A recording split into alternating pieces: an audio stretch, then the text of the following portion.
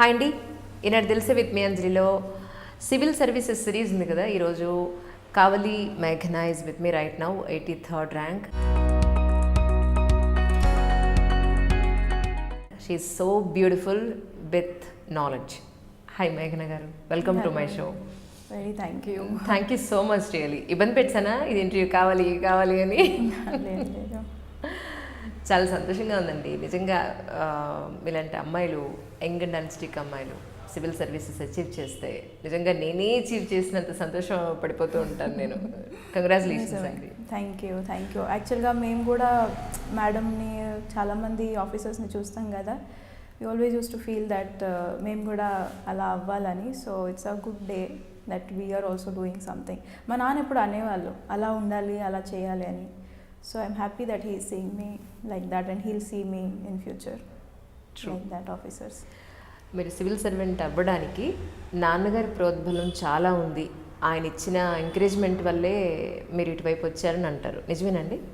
అవును. యాక్చువల్గా అంటే చెప్పాలంటే నేనేమంటానంటే ప్రతిసారి my family everyone worked very well for me. అంటే అన్నీ కుదిరాయి నాకు. అంటే మా అమ్మ ఏంటంటే వెరీ స్ట్రిక్ట్, చిన్నప్పటి నుండి భయపడతా అనమాట. సో చిన్నప్పటి నుంచి ఆ చదవాలి అనేది కూడా మమ్మీ వల్ల బాగా భయంతో భక్తితో చదివేవాళ్ళం. అప్పట్లో నాన్న అంత బిజీగా ఉండేవాళ్ళు చాలా ఆఫీస్ వర్క్లో. సో అలా చదువు పికప్ అయింది. దాని తర్వాత then I knew that I'm a good student because చిన్నప్పుడు మమ్మీ వల్ల బేసిక్స్ అవన్నీ ఎక్కడ తప్పులు పోలేదు. తర్వాత డాడీ ఏంటంటే ఒక పాయింట్ వచ్చాక he started picking it up and then he was like okay you have to do greater things. ఆయనకి ఏంటంటే it's always doing a great thing in life. Mummy కూడా అంతే. అంటే ఏముంది, పెళ్లి చేసుకుంటే ఏమొస్తుంది, బాగా ఆఫీసర్ అవ్వు, చదువు, అలా మాట్లాడతారు. అండ్ దాంతోపాటు మా చెల్లి ఏంటంటే వెరీ హార్డ్ వర్కింగ్. సో మొన్న నీట్ రాసింది పీజీకి, 16-17 గంటలు కూర్చొని చదివేది. So she's a paediatrician now నీలోఫర్లో. ఓకే. సో తన చదువు ముందు నా యూపీఎస్సీ చదువు ఎప్పుడు నాకు పెద్దగా కష్టం అనిపించలేదు. అదేదో నేను కింద మీద పడేసి చదువుతున్నాను అనే ఫీలింగ్ ఎప్పుడు రాలేదు. So every once efforts and వాళ్ళందరూ ఉన్న విధానం కూడా నాకు చాలా ప్లస్ అయింది. కానీ ఫస్ట్ అటెంప్ట్లో మీరు అచీవ్ చేస్తారని అనుకున్నారా? మీ వరకు చేయాలని ఉండింది చాలా. యాక్చువల్గా 2019లో నేను తీసుకున్నాను, అంటే ఫామ్ ఫిలప్ చేశాను. ప్రిలిమ్స్ రాయాలని లాస్ట్ మూమెంట్ దాకా అంటే ఏం ప్రిపేర్ అవ్వలేదు. యాక్చువల్గా ఏమైందంటే 2019లో నా జాబ్ వదిలేసాను. నేను జాబ్ మానేశాక జస్ట్ ఇంకా బుక్స్ కూడా ఏది ముట్టుకోలేదు. నాకు అస్సలు తెలియదు. చాలామంది ఈ అమ్మాయి 8 నుంచి 9 నుంచి చదివిందని అంటున్నారు, నేను విన్నాను. కానీ అసలు అలా కాదు. 19లో జాబ్ వదిలేసి అప్పుడు బుక్స్ తీసాను అనమాట, అసలు ఏంటిది ఎలా చదువుతారని. అప్పుడు 19 అటెంప్ట్ ఊరికే ఒకసారి ప్రిలిమ్స్ ఇచ్చి చూద్దాం అనుకున్నాను. బట్ అప్పుడు ఏమనిపించిందంటే అరే ఇది ఇస్తే ఇది ఖచ్చితంగా రాదు, ఫస్ట్ అటెంప్ట్ అనే పేరు పోతుంది కదా అని ఇవ్వకుండా స్కిప్ చేశాను. అప్పుడు ఏం చదవలేదు. సో 1 year చదివిద్దామని 2020లో ఫస్ట్ అటెంప్ట్ ఇచ్చాను. రావాలని ఫస్ట్ అటెంప్ట్లో చేయాలని ఉండింది చాలా, బట్ వస్తుందని ఎప్పుడు అనుకోలేదు. అసలు అటెంప్ట్ అనుకోలేదు. ఒకసారి మీరు పుట్టిన ప్లేస్, ఫ్యామిలీ గురించి, మీ ఎడ్యుకేషన్ అంతా ఎక్కడ అయింది? సో మా ఫాదర్ చాలా స్మాల్ విలేజ్, అంటే అక్కడ కర్ణాటక బార్డర్లో ఉంటుంది, వికారాబాద్లో, బషీరాబాద్ మండలంలో. So he comes from there. అంటే he is one person who studied very much. లైఫ్లో ఓన్లీ ఎడ్యుకేషన్ మీద నమ్మకం పెట్టుకొని he reach to very great heights right now. So అంటే ఇట్స్ అ స్మాల్ విలేజ్. నాకు తెలిసి చాలా రోజుల వరకు బస్ కూడా లేదు ఆ ఊరికి. సో అక్కడ నుంచి ఆయన చదువుకుని వచ్చారు. Now he's working as DISCOM, తెలుసు కదా మీకు, TSSPDCL, దాంట్లో డైరెక్టర్ కమర్షియల్, బోర్డ్ ఆఫ్ డైరెక్టర్స్లో ఈజ్ ది డైరెక్టర్ కమర్షియల్. మా అమ్మ షీఈ్ SBIలో చీఫ్ మేనేజర్గా వర్క్ చేస్తున్నారు. ఓకే. సో నేను పుట్టింది ఇక్కడే హైదరాబాద్లో, పెరిగింది మొత్తం ఇక్కడే. మోస్ట్లీ మై గ్రాండ్ పేరెంట్స్తో పెరిగాను నేను, because mom and dad both were working. నేను చెల్లి ఎక్కువ అమ్మమ్మ తాతగారితో ఉండేవాళ్ళం. సో తాతగారు కూడా యాక్చువల్గా వెరీ క్రూషియల్ రోల్ అనమాట లైఫ్లో. All the ethics and morals and values, what we have to do అనేది ఆయన ఎక్కువ, అంటే ఫౌండేషన్ అంటారు కదా అలాగా. And then all my relatives చిన్నప్పుడు అలా పెరిగాము. స్కూల్ అంతా ఇక్కడే. చైతన్య స్కూల్ ఉంది కదా, అక్కడ నేను 10th కంప్లీట్ చేశాను. తర్వాత ఇంటర్మీడియట్ చేశాను ఇక్కడే కూకట్పల్లిలోనే, శ్రీ చైతన్య జూనియర్ కాలేజ్లో. ఓకే. దాని తర్వాత ఒకటేంటంటే మనకి చాలా ఇంజనీరింగ్ లేకపోతే డాక్టర్. సో డాక్టర్ అంటే నాకు అంత ఏమో నేను చేయగలుగుతాను అనిపించలేదు. అండ్ ఇంజనీరింగ్ వైపు నాకు ఇంట్రెస్ట్ ఎక్కువ ఉండింది. సో అది తీసుకున్నాను, not with passion but because of not so much of awareness and all of it. And engineering తీసుకున్నాక 4 yearsలో నాకు అర్థమైంది నేను ఒక చోట కూర్చొని పనిచేసే టైప్ కాదని. So IT was never a thing for me. అటువైపు వెళ్ళే అసలు అవకాశమే లేదు. దాని తర్వాత core engineering services were good, like electrical నాది, NIT వరంగల్లో ఎలక్ట్రికల్ చేశాను. సో కానీ మాకు అక్కడ ఆప్షనల్స్ ఉంటాయన్నమాట, తీసుకోవచ్చు ఎలక్ట్రికల్ ఇంజనీరింగ్ కాకుండా వేరే. నేను మేనేజ్మెంట్ తీసుకున్నాను. అప్పుడు నాకు అనిపించింది I can be a good manager. Front ఎండ్లో వర్క్ చేయడం అంటే నాకు చాలా ఇష్టం. ఎక్కువ జనాలతో తిరగడం, వాళ్ళతో మాట్లాడడం, కొత్త కొత్త జనాల్ని కలవడం. So management will be my thing అని చెప్పి డాడీ ఏమో అప్పుడు మరి యూపీఎస్సీకి వస్తావా అంటే నాకు అంత నమ్మకం లేదు. ఒకవేళ రాకపోతే ఓన్లీ బీటెక్తో ఉండిపోతానేమో, కెరియర్ బాగోదేమో, 3 years 4 years ఇక్కడ వెళ్ళిపోయి మళ్ళీ వెనక్కి వస్తే ఏమి ఉండదని చెప్పి. So but I always felt that this generation should have PG చేయాలని నాకు ఎప్పుడూ ఉండింది. సో ఎంటెక్ ఎంబీఏ అంటే short it was MBA for me. MTech నాకు అనిపించలేదు that I'm a techie person. So front ఎండ్లో ఉండాలి కాబట్టి I took up management. And as I expected I was doing well in my MBA also. IIM లక్నోలో నాకు seat వచ్చింది. Okay. నేను first ఇయర్లో ఇంటర్న్షిప్ చేశాను ఐటీసీలో, సేల్స్లో ముంబైలో వర్క్ చేశాను. Then they gave me a PPO, pre placement offer. So first ఇయర్లోనే it got converted. So second year అయిపోయాక then I was thinking of UPSC but due to certain personal issues తీసుకోలేదు. Then I work there for 1 year. బెంగళూరులో ఐటీసీలో work చేశాను. Then I got 24 ఏజ్లో. So UPSC అనేది ఎప్పుడు at the back of the mind it was there. And ఇంకొక the best thing which happened with to me is ఐటీసీలో work చేసేటప్పుడు it's a sales job కదా, every day I use to be on the market. So I'm expose to so many different perspectives. అంటే చిన్న చిన్న cigarette షాప్కి రోజు వెళ్ళేదాన్ని, వాళ్ళ లైఫ్ చూసేవాళ్ళము. అండ్ చిన్న చాయ్ కొట్టు వాళ్ళు, auto drivers, these were the people with whom I interacted on daily basis. అదే నా వర్క్. ఓకే. ఐటీసీలో ఇది సేల్స్ కాబట్టి నేను ఒక చోట కూర్చొని మల్టీనేషనల్ కంపెనీలు చూపిస్తారు కదా, కార్పొరేట్ జాబ్స్ అంటే ఒక పెద్ద కంపెనీలో ల్యాప్టాప్ ముందు కూర్చొని, అది అలా కాదు. So I was very fortunate, నాకు అవకాశం దొరికింది. That point of time I felt very passionate about this thing in my life for the first time. అంతకుముందు యూపీఎస్సీ అనేది it was more like a good option in career, it's like a good career base, you will do good things అనే. కానీ అక్కడికి వెళ్ళాక ఏమైందంటే దానివల్ల సమాజానికి ఎంత ఉపయోగపడతాము and at the same time సొసైటీకి ఎంత నీడ్ ఉంది గవర్నమెంట్ది అనేది తెలుస్తుంది. How much ever we criticise, 80 to 90% of the people would need that government support today's date, and that is important. So appudu I felt that age perugutundi and this is what I want to feel like doing. Then I put my foot down and I said I am going to resign. Then I resigned and started preparing. This is my story. కానీ నిజమేనా 6 to 7 months మాత్రమే prepare అయ్యారట, కరెక్టేనా నేను విన్నది? అంటే 6 to 7 months అంటే first నేను జూన్లో వెళ్ళాను ఢిల్లీకి. జూన్లో వెళ్ళి నెక్స్ట్ ఫిబ్రవరి కల్లా వెనక్కి వచ్చేయాల్సి వచ్చింది కోవిడ్ వల్ల. సో కరెక్ట్గా కోచింగ్ అన్ని రోజులు తీసుకున్నాను. బట్ దాని తర్వాత మళ్ళీ 1 year మీకు సర్కిలే ఉంటుంది, అది సైకిల్, ఎగ్జామ్ సైకిలే 1 year అవుతుంది. సో ఆ 7-8 months అనేది కోచింగ్. దాని తర్వాత నా ఓన్ సెల్ఫ్ స్టడీ అవన్నీ జరిగాయి. సరే, మీరు కోచింగ్ తీసుకున్నప్పుడు అంతా ఢిల్లీలో తీసుకున్నాను అన్నారు. మీ సెల్ఫ్ స్టడీ అనేది ఎలా చేశారు? అంటే ఎక్కడ, హైదరాబాద్లో లేదా మన తెలుగు రాష్ట్రాల్లో ఆస్పిరెంట్స్ ఎవరైతే ఉన్నారో వాళ్ళు సెల్ఫ్ స్టడీ ఎలా చేసుకోవాలి అని అంటే ఏం చెప్తారు? సో ఢిల్లీలో ఆ 6-7 months చదివిన తర్వాత బేసిక్ ఐడియా అనేది వచ్చింది నాకు. అంటే దేనికి టాపర్స్ వీడియోస్ చాలా చూసేదాన్ని. నా వీడియో చూసారా ఎప్పుడన్నా? చూసామండి. చెప్పరేంటి మీరు? చూసాము, అక్షయ్ సార్ది చూసాము. ఓకే. సో వినేవాళ్ళం, చాలా టాపర్స్ వీడియోస్ చూసాము. దానివల్ల ఏమవుతుందంటే మాకు తెలుస్తుంది యాక్చువల్గా కరెక్ట్గా చేస్తున్నామా లేదా అని చెప్పేసి. సో దాని తర్వాత ఒక ఐడియా వచ్చాక ఇంటికి వచ్చాం కాబట్టి ఇట్ హెల్ప్ మీ, కొంచెం అయినా నాకు నెక్స్ట్ ఏం చేయాలో తెలుస్తుందని. మార్చ్ టైం కల్లా ఒక బేస్ వచ్చింది. సో నేను ఇంకా నెక్స్ట్ ఏంటంటే చదివిన పేపర్సే ఉన్న లిమిటెడ్ సోర్స్ని రివైజ్ చేయడం. I think that is one of the good things that I did. ఎక్కువ సోర్సెస్ ఇంకా నేను ముట్టుకోలేదు. ఒక 6-7 months నా సోర్సెస్ చదువుకున్న తర్వాత వాటిని రివైజ్ చేయడం మొదలుపెట్టాను. మే కూడా కాదు, ఏప్రిల్ కల్లా we knew that prelims was getting postpone.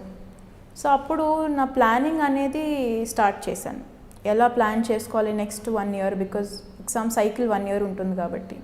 So that was the most important thing. మీరు అన్నట్టు ఇప్పుడు if I have to tell any one self study ఎలా చేయాలంటే the most important thing is planning. You have to plan your day, you have to plan your months, you have to plan for the exam. First exam syllabus చూడాలి. ఏ స్టేజ్లో what are they looking for, అంటే ప్రిలిమ్స్లో they are trying to churn out people. So అక్కడ ఏంటంటే చాలా మటుకు questions మనకు తెలిసినవి తెలియనివి వస్తుంటాయి ప్రిలిమ్స్లో. సో అప్పుడు తెలియని క్వశ్చన్స్ని కూడా ఆ 2 hours ఎలా హ్యాండిల్ చేయాలి, ఏంటి ఆ ట్రిక్స్, వాటి మీద కాన్సన్ట్రేషన్ ఎక్కువ పెట్టాలి. తర్వాత మెయిన్స్ వస్తుంది, అంటే బ్రీఫ్గా చెప్తున్నాను. మెయిన్స్ వస్తుంది. మెయిన్స్లో ఏంటంటే ఉన్న సబ్జెక్ట్కి డెప్త్గా వెళ్ళాలి. ద సేమ్ టైం కొంచెం క్రియేటివ్గా రాయాలి ఆన్సర్స్. ఇందులో నేను ఎలా ఆలోచించేదాన్ని అంటే మెయిన్స్లో ఒకవేళ నా పేపర్ నాకే వస్తే అసలు నేను వేస్తానా, that was my point. And I believe I'm a strong, అంటే tough judge.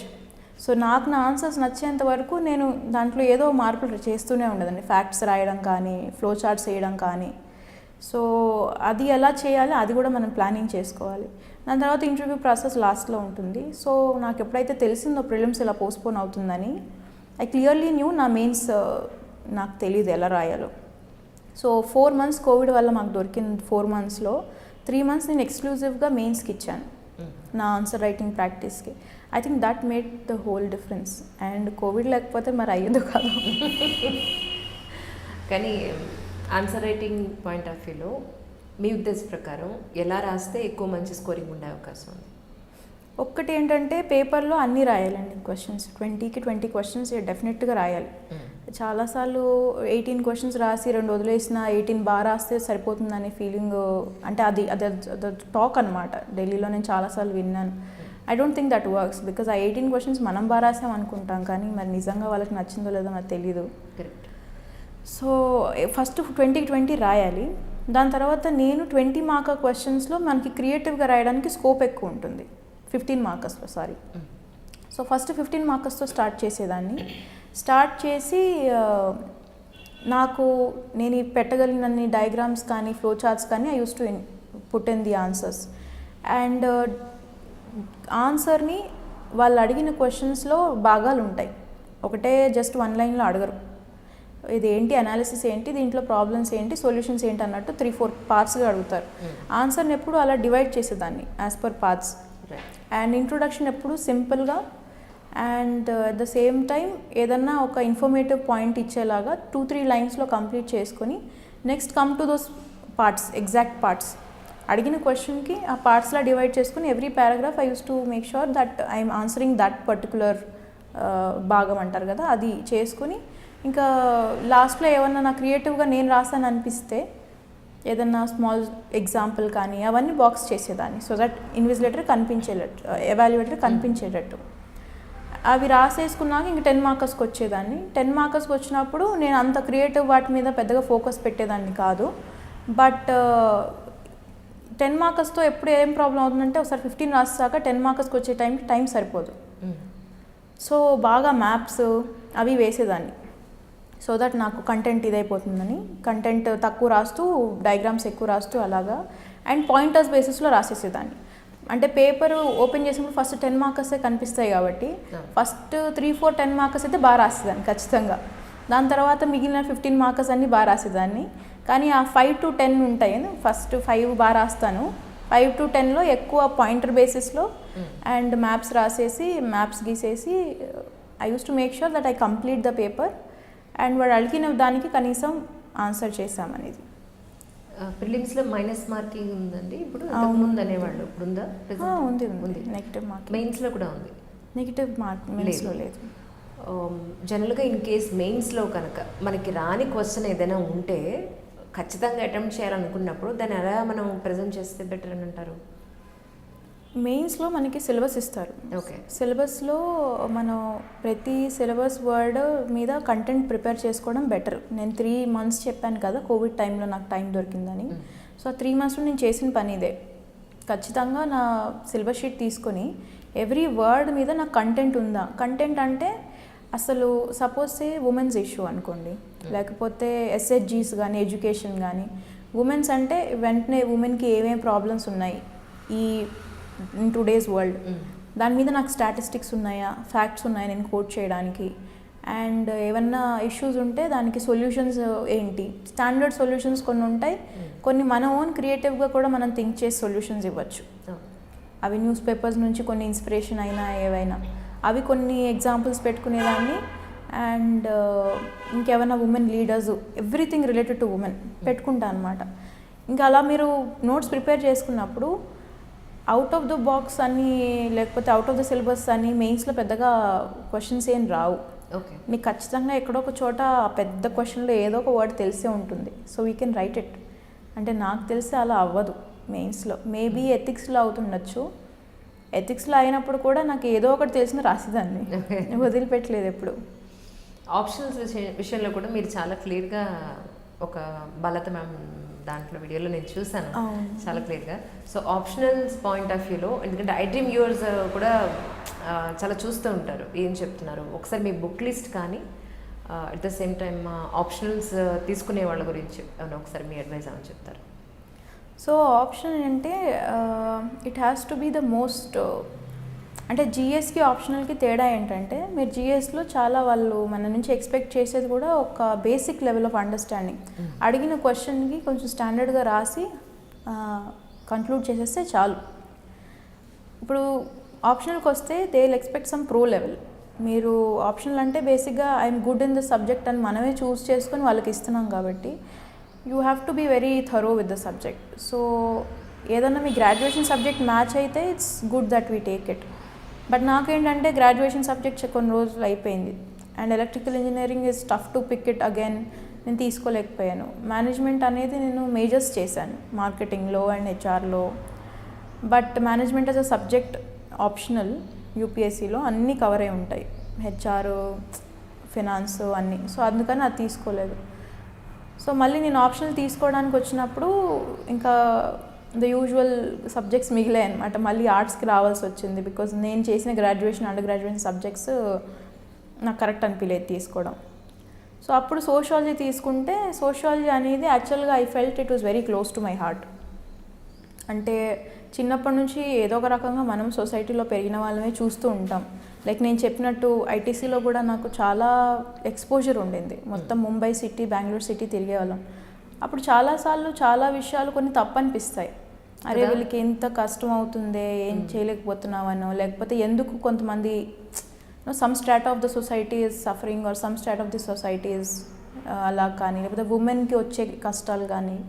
So sociology deals with a lot of these aspects. So I always enjoyed and liked reading about them. So I felt that this is the right choice for me. Because if the optional is demanding for you to be a pro in certain subject, that means మీరు దాంట్లో చాలా reading చేయాలి, చాలా చదవాలి. బుక్సే కాదు, articles అన్నీ. మీకు interest ఉన్న సబ్జెక్ట్ తీసుకుంటే అది ఎప్పుడు కష్టం అనిపించదు.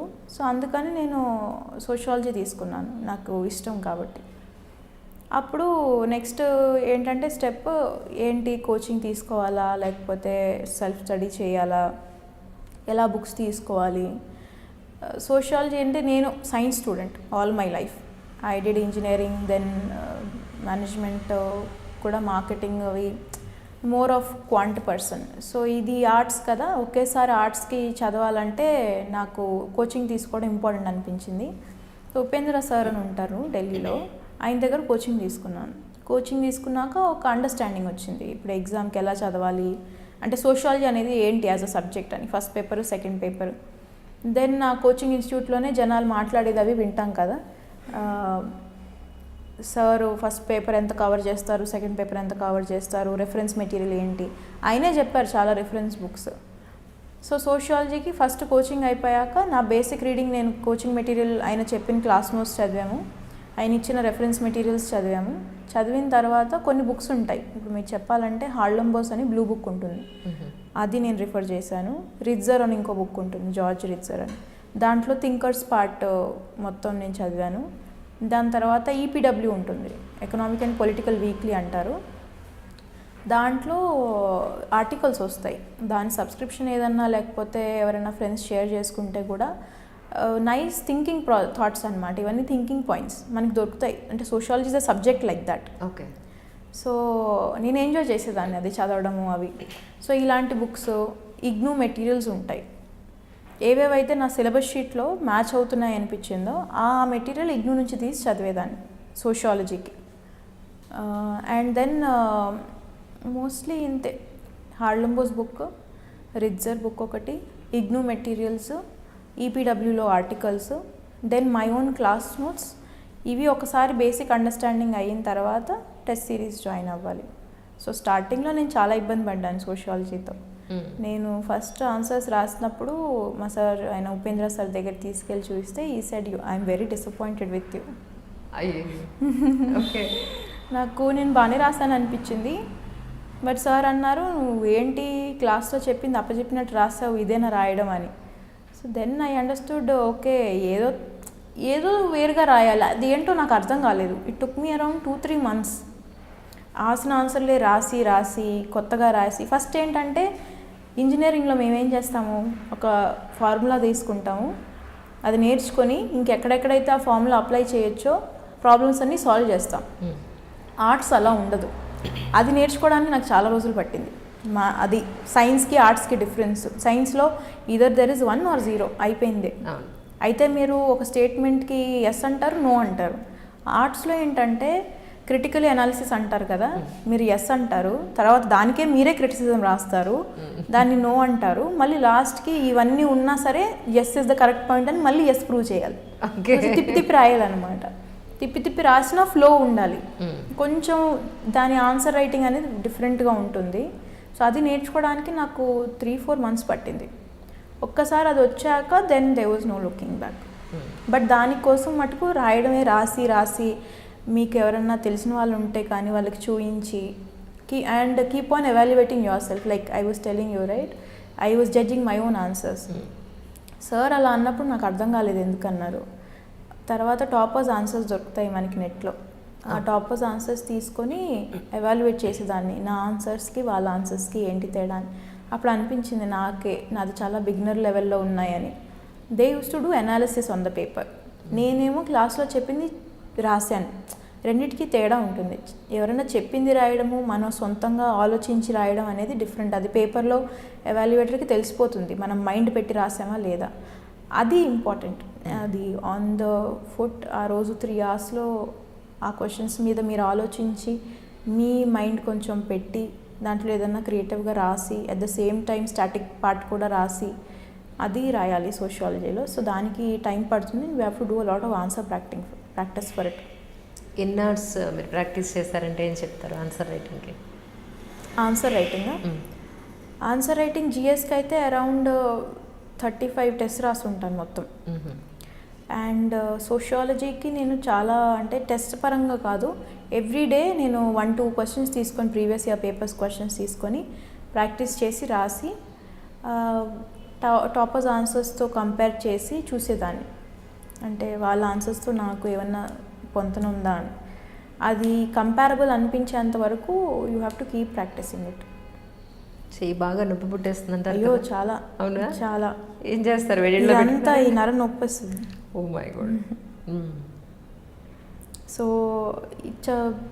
ఇంట్లో కూర్చొని కూడా ఆన్సర్ రైటింగ్ రాసేటప్పుడు ఒక పేపర్ రాయాలంటేనే రోజు ఫస్ట్ టైం నేను ఒక జిఎస్ ఆన్సర్ కంప్లీట్ చేయడానికి 5 hours తీసుకున్నాను. పేపర్ 3 hours 5 hours తీసుకున్నాను. 5 hours తీసుకుంటే అప్పుడే అందరు నవ్వారు, 3 hours పేపర్స్ 5 hours రాస్తున్నావు గైనట్టే అని. This was in June. మాకు కోవిడ్ వల్ల పోస్ట్పోన్ అయింది కాబట్టి this was in June 2020. So అక్కడ నుండి మెల్లమెల్లగా టైం తగ్గించుకోవడము. అండ్ ఆ ఆన్సర్స్ కూడా 5 hours రాసిన బేసిక్ లెవెల్ ఆన్సర్స్, అవి దే నాట్ గ్రేట్ ఆన్సర్స్. అంటే మీరు చాలా you have to keep improve చేసుకోవడం చాలా కష్టపడినట్టే. You have to judge yourself, keep evaluating your own self. ఎవరో వచ్చి మనల్ని ఎవాల్యుయేట్ చేస్తారని చెప్పి మనం వెయిట్ చేయొద్దు, మనమే ఎవాల్యుయేట్ చేసుకుంటాం. అంటే ఏమవుతుందంటే చాలామంది ఆస్పిరెంట్స్కి కూడా they themselves know that answer is not right, but they wait for someone else to say what's wrong. ఎందుకు మీరే చూడొచ్చు కదా, అంటే 22-23 ఇయర్స్కి వచ్చినప్పటికీ ఆ మాత్రం అవగాహన తెలిసిపోతుంది ఇది కరెక్ట్ అంటే వేరే వాళ్ళు రాసిన దానికి మనకి ఏంటి తేడా అని. We don't need the hand holding, should take that onus అని. I think that's where it's important. Resources ఇప్పుడు ఆన్లైన్లో మీడియంలో చాలా ఉన్నాయి. మనకి టాపర్స్ ఆన్సర్స్ అని కానీ లేకపోతే మోడల్ ఆన్సర్స్ అని కానీ కొడితే ఎన్నో వస్తాయి. సో వాటితో కంపేర్ చేసినా కనీసం మన లెవెల్ ఏంటి, మనం ఇంకా ఎంత ఇంప్రూవ్ అవ్వాలని తెలుస్తుంది. And this process of improving the answers kept on going for a very long time. నేను జూన్లో మొదలుపెట్టాను రాయడము, జూన్, జూలై, ఆగస్ట్ రాశాను. లేదు మే, జూన్, జూలై రాశాను. సెప్టెంబర్లో మళ్ళీ అక్టోబర్లో ఎగ్జామ్ కాబట్టి ఆగస్ట్ సెకండ్ వీక్ నుంచి సెప్టెంబర్ 2020 మళ్ళీ నేను ప్రిలిమ్స్ మోడ్లోకి వెళ్ళిపోయాను. అక్టోబర్లో ఎగ్జామ్ అయిన తర్వాత మళ్ళీ 2-3 months కూర్చొని మళ్ళీ answer writing practice. So completely 4 months 5 months answer practice చేశాను నేను. సోషాలజీకి చాలా కష్టపడ్డాను. జిఎస్లో నేను అన్నట్టు ఇందాక మీరు పాయింటర్స్ లాగా రాసి తప్పించుకోవచ్చు. ఏదన్నా మనకి కంటెంట్ తెలుస్తుంది, పాయింటర్స్ లాగా రాసేసి ఫ్లో చార్ట్స్ వేసేసి తప్పించేసుకోవచ్చు, మార్క్స్ వేసేస్తారు కూడా. కానీ సోషాలజీలో ఏంటంటే అనలైజ్ చేయాలి మీరు ఆన్ ద పేపర్. అంటే ఫార్ములాస్ గురించి అడిగారు. సోషియాలజీలో మనం స్టాటిక్ సబ్జెక్ట్ చదువుతాం, మాకు స్టాటిక్ తెలుసు. ఫార్ములాస్ అనేవి చాలా డైనమిక్, అంటే మొన్న జరిగిన విషయం. దాన్ని సోషియలాజికల్గా అనలైజ్ చేయాలంటే ఎవరు ఏ సోషియలాజికల్ అనాలిసిస్ మేము చదివి ఉండం కదా. అంటే ఏదో థింకర్ కానీ ఎవరైనా ప్రొఫెసర్ కానీ రాయాలి వాటి మీద, అది చదివి ఉండాలి. అది చదవలేదు అంటే మిగిలిన పార్ట్ అంతా మనం ఆలోచించడం రాసుకోవడమే. సో ఆ క్రిటికల్ అనాలిసిస్ అనేది ముందు నుంచే డెవలప్ చేసుకుంటే better. So for sociology student what I would advise it, రోజు వచ్చే న్యూస్ పేపర్లో ఇష్యూస్ ఉంటాయి కదండి, వాటిని తీసుకొని ముందర నుండే ఎలా అనలైజ్ చేయాలనేది డైలీ ఆ థింకింగ్ ప్రాసెస్ బిల్డప్ చేసుకుంటే ఇట్స్ బెటర్. అంటే ఇప్పుడు పేపర్లో మనకి సే ఏమున్నాయి, ఫార్మర్ సూసైడ్ ఇష్యూస్ వస్తాయి పేపర్లో. ఆ suicide issue, farmer suicide issue తీసుకుని తెలంగాణ ర్యాంక్స్ సమ్ అని వస్తుంది పేపర్లో. ఇక్కడ ఈ ఏరియాలో ఎక్కువ ఉన్నాయి, మహారాష్ట్రలో చాలా ఎక్కువ. సో సోషలాజికల్ యాంగిల్లో దాన్ని ఆలోచించాలి అంటే ఆ ఏరియాలోనే ఎందుకు ఎక్కువ అవుతున్నాయి, దాంట్లో మేలే ఎందుకు సూసైడ్ చేసుకుంటారు. మనకి ఈ మధ్య రిపోర్ట్స్ ఏమంటాయంటే females are as much involved in agriculture as men are. But why only men take up suicide, why don't female do that suicide? ఇవన్నీ రోజు పేపర్లో వచ్చేటప్పుడు ఆలోచించుకొని నోట్స్లా పక్కన పెట్టుకుంటే on the day of the exam it becomes very easy. Right. అంటే ఇప్పుడు మెన్ ఏంటంటే they have a social construct of being a provider. అంటే మన సొసైటీలో if the male is not able to provide for his family, his self identity is no more withstanding అనమాట. So that affects them psychologically very much, and because of these social pressures he succumbs to that psychological pressure. ఇవి కొన్ని points సోషాలజీలో వీటి గురించి discussion ఎక్కువ ఉంటుంది. So ఇవన్నీ రాసుకొని పెట్టుకుంటే బెటర్ అన్నట్టు. మీరు ఒక వీడియోలో ఉన్నారు ఏంటంటే, ఇప్పుడు సపోజ్ ఈ ఎగ్జాంపుల్ తీసుకున్నాం, రైతులు పంట ఫెయిల్ అయిందనో లేకపోతే వర్షాలు వచ్చి ఇదైపోయిందనో మొత్తానికి అల్టిమేట్లీ పంట దక్కక సూసైడ్ చేసుకున్న రైతులు చాలామంది ఉన్నారు. ఒక ఆవేశం వస్తుంది, మన దేశంలో ఉన్న ప్రతి ఒక్కరికి కూడా అన్నం పెట్టే రైతు ఇలా సూసైడ్ చేసుకోవడం ఏంటి అని కొంచెం ఎడ్యుకేటెడ్స్ ఎవరికైనా సరే కాస్త కోపం వస్తుంది. అంటే మీరు ఆ వీడియోలో ఏం చెప్పారంటే, ఇలా జరుగుతుంది అని మనం ఆన్ ద పేపర్ మనం చెప్పడం అది కరెక్ట్ కాదు, దాన్ని యాజ్ ఇట్ ఈజ్గా వెళ్ళు, ఇలా చచ్చిపోతున్నాడని రాయడం అనేది కరెక్ట్ కాదు, something we need to appear on the paper అని అన్నారు. దాన్ని వెనుకున్న రీజన్ రాయమన్నాను. అది ఒక్కసారి నాకు ఒకసారి ఎక్స్ప్లెయిన్ చేస్తారంటే యాక్చువల్లీ నాకే అర్థం కాదు. అంటే మనం నిజాన్ని రాయకూడదా అనేది ఒక క్వశ్చన్ నాది. నిజాన్ని రాయకూడదు అనేది కాదు, అంటే నాకు తెలిసి నేను చెప్పింది రైతుల గురించి కాదు, ట్రైబల్స్ గురించి. కరెక్ట్, ఎవరిదైనా సరే. సో ఇష్యూ ఏంటంటే నేను చెప్పింది సో ఇప్పుడు ట్రైబల్స్ మనకి వ్యాక్సిన్ హెసిటెన్సీ ఉంది కదండి ఇష్యూ. సో వ్యాక్సిన్ హెసిటెన్సీ గురించి మనము పేపర్లో వస్తుంటుంది and it's a very well ఎథిక్స్లో కానీ ఎక్కడైనా సరే ఎక్స్పెక్టెడ్ అనమాట. మోర్ ఆర్ లెస్ అడిగే ఛాన్స్లు ఉంటాయి. మీ suppose you are posted as an SDM or DM in an area and there is vaccine hesitancy, no one's willing to take up vaccine, tribals, మీరు ఏం చేస్తారని అడుగుతారు. ఓకే, మనము అప్పుడు మోస్ట్లీ సివిల్ సర్వీస్ ఆస్పిరెంట్స్ అయినా ఎవరైనా సరే ఏం రాస్తాము, వాళ్ళ ముందుకెళ్ళి మనం వ్యాక్సిన్ తీసుకుంటాము. వాళ్ళ గ్రామ హెడ్స్ ఉంటారు కదా, పంచాయత్ హెడ్స్, వాళ్ళని వీళ్ళ ముందు తీసుకోమని చెప్తాము. ఇవి ఏంటంటే కొంచెం ఇవే ట్రస్ట్, ఇవే చేయాలి కూడా. వాళ్ళు ఎలా అన్నా నమ్మకం కలిగించాలి. సో మనం తీసుకున్నా మనకేం కాదు, తీసుకుంటే మంచి జరుగుతుంది. But this is a dead answer అని what I feel. Okay, dead answer అని ఎందుకు అంటున్నానంటే ఇట్స్ నోన్, మీరు బ్రెయిన్ వాడట్లేదు అందులో. Okay, right. ఇప్పుడు నేను సివిల్స్ కోసం చదువుతున్నానండి.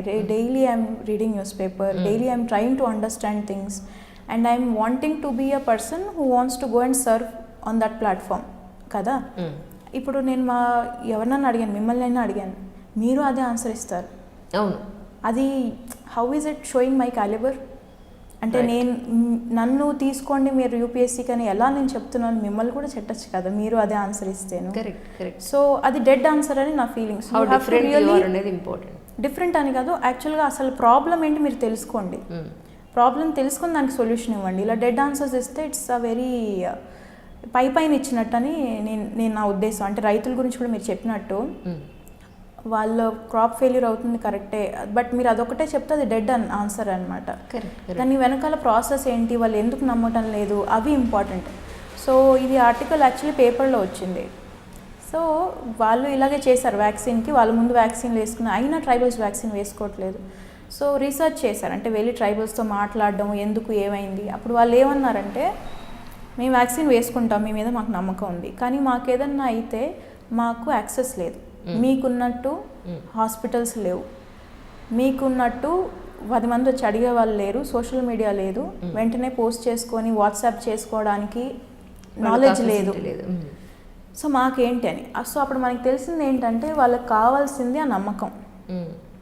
సో వీళ్ళు ఏం చేశారంటే, ఇది మహారాష్ట్రలో జరిగిన విషయం, కొంతమందిని ఫస్ట్ వ్యాక్సిన్ వేయించి తర్వాత 3 రోజులు 4 రోజుల తర్వాత అంబులెన్స్తో ఆ గ్రామానికి వెళ్ళి మళ్ళీ విజిట్ చేశారు.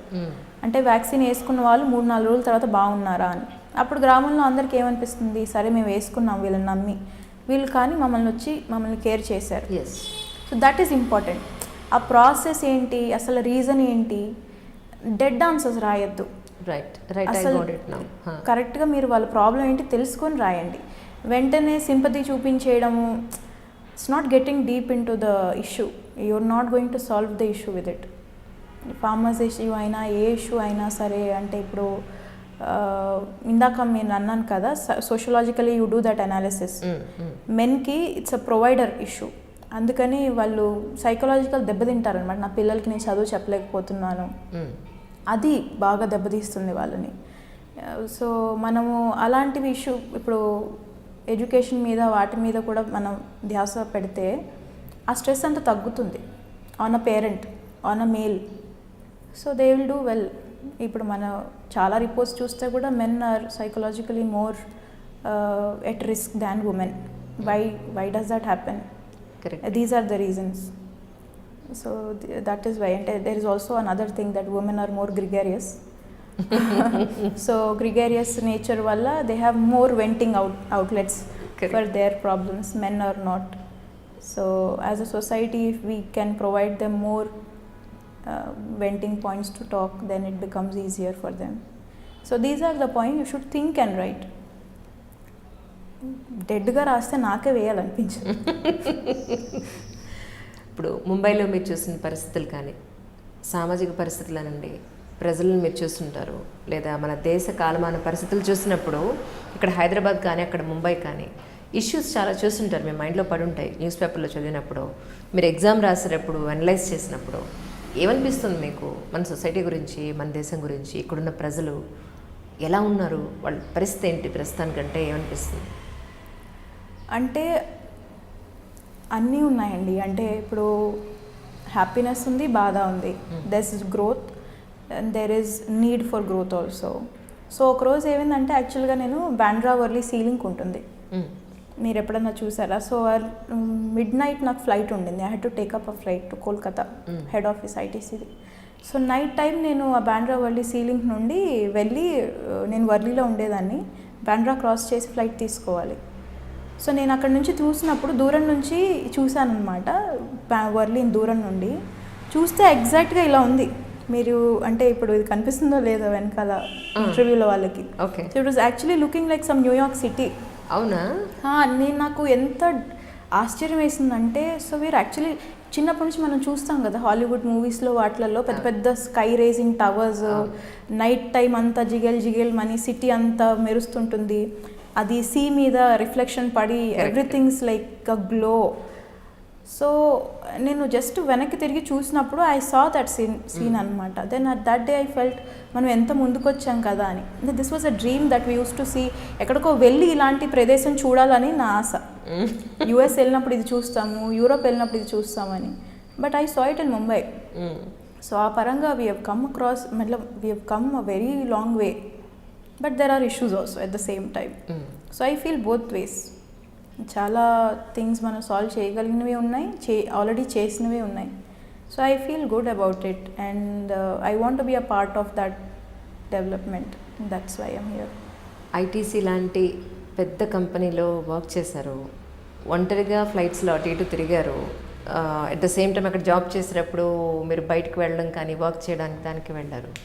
యాజ్ ఎ ఉమెన్ అంత ఈజీయా ఇండిపెండెంట్గా తిరగడం దగ్గర నుంచి ఇండిపెండెంట్గా జాబ్ చేయడం, అక్కడ మీరు ఒక్కరు ఉండడం, స్టేయింగ్ కానీ వాట్ ఎవర్ ఇట్ ఈస్, ఒక అమ్మాయిగా అంత ఈజీ అయినా బయట పరిస్థితులు అంత అనుకూలంగా ఉన్నాయి అమ్మాయికి? కొన్ని అంటే ఇప్పుడు Mumbai is a very nice city అండి. I like it very much. నేను ముంబైలో ఎవ్రీ డే సేల్స్ చేసేదాన్ని. నాకు సివిల్ సర్వెంట్ కనిపిస్తున్నారు మీలో, ఎందుకంటే వాళ్ళు మాత్రమే అంత డిప్లొమాటిక్గా చక్కగా చెప్పారు ఆన్సర్. అదే అంటే ఇప్పుడు మీరు సివిల్ సర్వెంట్ అయ్యారని చెప్పొద్దు మీరు నాకు. లేదండి, మీరు మామూలు ఒక స్టూడెంట్గా ఉండి ఒక ఎంప్లాయీగా ఉండి అక్కడ వర్క్ చేసినప్పుడు. నేను రెండు చెప్తాను. రెండు చెప్పండి. నేను రెండు చెప్తాను. సో నాకు సేల్స్ ఫస్ట్ స్టార్ట్ అయింది ముంబైలో. That was technically my first job. And నేను సేల్స్ చేసినాను కాబట్టి my day typically use to start at 9 o'clock in the morning and ends when my work ends or my task ends, and that is never ending. కార్పొరేట్లో అలాగే ఉంటుంది. So నేను వర్లీలో ఉండేదాన్ని and every day నా work కోసము తిరగాల్సి వచ్చేది. ఒక bag వేసుకొని ఇంకా స్కెచెస్ కానీ షూస్ కానీ వేసుకొని I use to take a book and start my day. Okay, ముంబైలో. అండ్ ముంబైలో best part is local trains. అసలు ఖర్చు అవ్వదు, మిగతా అన్నీ చాలా ఖర్చు. సో ఎక్కడికి వెళ్ళాలన్నా లోకల్ ట్రైన్ పట్టేసుకొని ఎక్కడికంటే అక్కడికి తిరిగేస్తుండేదాన్ని. థానే కానీ కళ్యాణ్ కానీ రోజు వెళ్ళి వచ్చేవాళ్ళం అనమాట. నేను వెళ్ళి రావాల్సి వచ్చేది. At the end of the day నా మేనేజర్కి ఏదన్నా మెసేజ్ పెట్టేసేదాన్ని. And ITC in that ways is very good. It trust its employees, it gives all that kinds of. ఇప్పుడు నేను ది ఇంటర్వ్యూ ఐటీసీ అని చెప్పట్లేదు, ఇంతకు ముందు కూడా నేను చెప్పేదాన్ని ఇదే విషయం. It's a very brilliant company to work. And నాకు ఇచ్చిన టాస్క్ కోసం నేను ఎక్కడికైనా వెళ్ళాలన్నా if I ask for anything they would provide. If not నేను అడగలేదు కూడా చాలాసార్లు. ఎందుకంటే ముంబై ఈజ్ వెరీ సేఫ్ యాక్చువల్గా. వెరీ అంటే ఐ వుడ్ సే లోకల్ ట్రైన్లో వెళ్ళేటప్పుడు 9 దాటింది అనుకోండి, వాళ్ళకి ఫీమేల్ కోచెస్లో పోలీసులు ఉంటారు ఎవ్రీ ఫీమేల్ కోచ్లో. సో నాకు ఎప్పుడు ప్రాబ్లం అనిపించలేదు నా సేల్స్ విషయంలో కానీ అలా కానీ. నాకు ఎప్పుడైనా సరే Mumbai is a very fast city also. ఎవరు ఆగి ఇక్కడ ఏ అమ్మాయి నిలబడి ఉంది చూడాలి అన్నట్టు ఏమి ఉండదు, అసలు అంత ఇబ్బంది లేదు. సో నాకు ఇబ్బంది లేకుండానే నేను సేల్స్ చేశాను. కానీ మీరు అన్నట్టు అది నిజమే. ఇంకోటి ఇబ్బంది ఎక్కడ అవుతుందంటే సేల్స్లో మీరు ఒక 150 మెంబర్స్కి హెడ్గా వర్క్ చేయాలి, ఎక్కడైనా సరే, ఏ కంపెనీ అయినా సరే. But it's a very male dominant field, female dominant field కాదు అది. సో దాంట్లో to prove yourself as a good sales manager అనేది it's a tough task for a women. So you have to cross that extra mile. So that becomes a difficult task even till today for women. And నేను ముంబై కాబట్టి నేను బాగా చెప్పాను కదా, తిరిగాను మంచిగా. అదే ఢిల్లీ అయి ఉంటే నేను వణికేదాన్ని. ఢిల్లీలో ప్రిపేర్ అయ్యాను కదా. So it was a thing for me that 9 దాటిన తర్వాత నేను ఎప్పుడు ఒంటరిగా అయితే తిరగలేదు ఢిల్లీలో. మీకు ఆ సిటీ వైబ్ తెలిసిపోతుంది. Correct correct. సో ఎప్పుడు నేను ఒంటరిగా అయితే తిరగలేదు ఢిల్లీలో. సో ఇప్పుడు ముంబై అయినా వేరే ప్లేసెస్ అయినా అన్నీ ఇండియానే. ఒక ప్లేస్లో మనం ఇంత సేఫ్టీ ఇవ్వగలిగినప్పుడు ఇంకో ప్లేస్లో కూడా మనం ఇవ్వగలం. కరెక్ట్. కొంచెం దానికి వర్క్ చేస్తే సరిపోతుంది. కరెక్ట్. అంటే సేఫ్టీ పరంగా ఇది. ఇంకా నెక్స్ట్ వేరే విషయాలకు వస్తే అంటే ఇప్పుడు కెరియర్ వైజ్ కానీ అలా కానీ my parents are very very supportive. I'm very lucky to have them. అంటే 24కి when I'm quitting everything that I achieved in my life, అంటే my life was career wise more or less sorted. దాన్ని వదిలేసి రావాలన్నప్పుడు మా అమ్మ ఒకసారి అనేవాళ్ళు, అంటే ఇప్పుడు పెళ్లి చేసుకోవా నువ్వు, ఇప్పుడు చదివితే నువ్వు ఫస్ట్ అటెంప్ట్లో కొట్టినా you will become 26, first attempt కాదు సెకండ్ అన్నా థర్డ్ అన్నా 27, 28. how will you, when will you get married, that's important and but my father was like no, if this is what I wanted her to do, but this is finally అంటే నేను వెనక్కి తిరిగి వచ్చి చెప్పాను నాన్న నేను చేస్తానని. I was very happy that I have myself taken that decision and he always used to say one thing that నేను చేస్తాను అన్నప్పుడు మటుకు she'll do it. మనం ఎన్నిసార్లు పుష్ చేసినా చెయ్యదు కానీ తను అనుకున్నప్పుడు చేస్తుంది కాబట్టి you have to give it అని. ఇది చాలాసార్లు వేరే అమ్మాయిల దగ్గర నేను చూడలేదు ఇంత సపోర్ట్. ఆ సపోర్ట్ కనుక వాళ్ళు పేరెంట్స్ కూడా ఇస్తే బాగుంటుంది, చాలా ముందుకు వస్తాం మనం, ఇంకా మెల్లగా అవుతుంది. ఇప్పుడు కావలి మేఘన పక్కన ఐఏఎస్ యాడ్ అవుతుందా ఐపీఎస్ యాడ్ అవుతుందంటారు? ఐఏఎస్ మొన్నే వచ్చింది సర్వీస్ లొకేషన్. మళ్ళీ ఏమైనా రాసే ఉద్దేశంలో ఉన్నారా? లేదు కదా. ఢిల్లీలో ప్రిపరేషన్కి మీరు వెళ్ళినప్పుడు అక్కడ వెదర్ చాలామందిని కొత్తగా వచ్చిన ఆస్పిరెంట్స్ని చాలా కన్ఫ్యూజ్ చేస్తుంది, అక్కడ వెదర్ చాలా టెన్స్డ్గా ఉంటుంది అనేది నేను కొంతమంది దగ్గర విన్నాను. నిజమేనా? అవును అవును, అది మీరు ఎంతవరకు హెడ్కి ఎక్కించుకుంటారు అనేది పాయింట్. ఓకే, మీరు ఎలా ఓవర్కమ్ చేశారంటే? అంటే ముందర నుండి ఆ ప్రెషర్కి సకం అవ్వద్దని మైండ్లో స్ట్రాంగ్గా పెట్టుకుంటే యూ వోంట్. అండ్ నాకెలా ఉండిందంటే more than that my pressure was, నేను ఒకటి వదిలేసి వచ్చాను కాబట్టి I have to 2 years if I'm giving here my outcome should be better then what I left and came. అంటే ఇప్పుడు నేను ఐటీసీలో వర్క్ చేస్తూ ఉండంటే సీనియర్ మేనేజర్ లెవెల్కి వెళ్ళేదాన్ని నేను ఒక 3-4 yearsలో. అది నాకు ఎక్కువ ప్రెషర్ ఈ చుట్టుపక్కల కంటే కూడా. ద ఆపర్చునిటీ కాస్ట్ అంటారు కదా అది. You see your friends moving ahead, every one's getting married or settling in life, every one's getting a promotion, salary అలా డాడా పెరుగుతుంటుంది. You have left everything again coming back and depending on your parents is not something you like. So that was more pressurising for me. అందుకని నాకు ఆ pressure పెద్ద pressure అనిపించలేదు. But అది నిజమే. మీరు ఎంతమందిని ఇక్కడ ఎలా ఉంటుందంటే పొద్దున్న 9 o'clockకి చూస్తే కొన్ని వేల మంది రోడ్డు మీద అలా నడుచుకుంటూ అవే బ్యాగులు వేసుకుంటూ అవే క్లాసులకు వెళ్తూ, ఇప్పుడు వాళ్ళని చూసి నేను కూడా చేయగలనా అని ఎప్పుడు సెల్ఫ్ డౌట్ పెట్టుకుంటే అది యాడ్ అవుతుంటుంది. అలా ఆలోచించద్దు. మీరు అనుకుంటున్నారు కోచింగ్కి వెళ్ళేసి వచ్చేయండి అంతే. ఇంకా వాళ్ళని చూసి భయపడి వాళ్ళు చేస్తున్నారు వీళ్ళు చేస్తున్నారు నేను చేయగలనా అని డౌట్ పడితే మటుకు ఇంకా అది it will start pushing you down. మనల్ని మనమే వెనక్కి తగ్గించుకున్నట్టు ఉంటుంది. దాన్ని ఎప్పుడు మైండ్కి ఎక్కించుకోవద్దు ఎక్కువగా. మనం వెళ్ళింది క్లాస్ తీసుకోవడానికి, వెళ్ళేసి వచ్చామా అన్నట్టు ఉండాలంతే. నేను అదే చేసాను. ఈ జర్నీలో ఎక్కడ ఎవ్వరు మీకు నచ్చిన వాళ్ళు కనిపించలేదా? మీ వెంట పడ్డవాళ్ళు? అబద్ధం లేదండి. పర్వాలేదు చెప్పండి. లేదండి, కోవిడ్ వల్ల ఇన్ని రోజులు ఇంట్లో కూర్చున్నాం కదా, మరి ఎలా? అరేంజ్ మ్యారేజ్ అనుకుంటున్నారా, లవ్ మ్యారేజ్ అనుకుంటున్నారా? ఏమో ఏది కుదిరితే అది. మీరు ఇప్పటి నుంచే ట్రైనింగ్కి వెళ్ళక ముందు నుంచే సివిల్ సర్వెంట్ యాటిట్యూడ్ వచ్చేసింది మీరు యాక్చువల్లీ. అయ్యో అలా కాదండి, ఇప్పుడు మరి ఏది తెలియనప్పుడు ఏది చెప్తాం. ఏదంటే అది ఏది కుదిరితే అది పిలిచి. సరే, ఇప్పుడు ఫస్ట్ అటెంప్ట్లో సాధించారు, ఐఏఎస్ సాధించారు. అమ్మ నాన్న ఏమంటున్నారు ఇప్పుడు? ఈ ఇయర్ చేసుకోమంటున్నారా లేకపోతే ట్రైనింగ్ నుంచి వచ్చాక చేసుకోమంటున్నారా? వాళ్ళు ఏం మాట్లాడలేదు ఇంకా. ఒకటే ఏం చెప్పానంటే నా కోసం నా గురించి చెల్లిని ఆపద్దని చెప్పాను అంతే. బికాస్ మా ఇద్దరికి 1 year గ్యాపే ఉంది. అది ఒకటి చెప్పాను వాళ్ళకి. ఎందుకంటే మీరు రావడానికి 1.5 year పడుతుంది. అదే. And she'll complete her PG soon.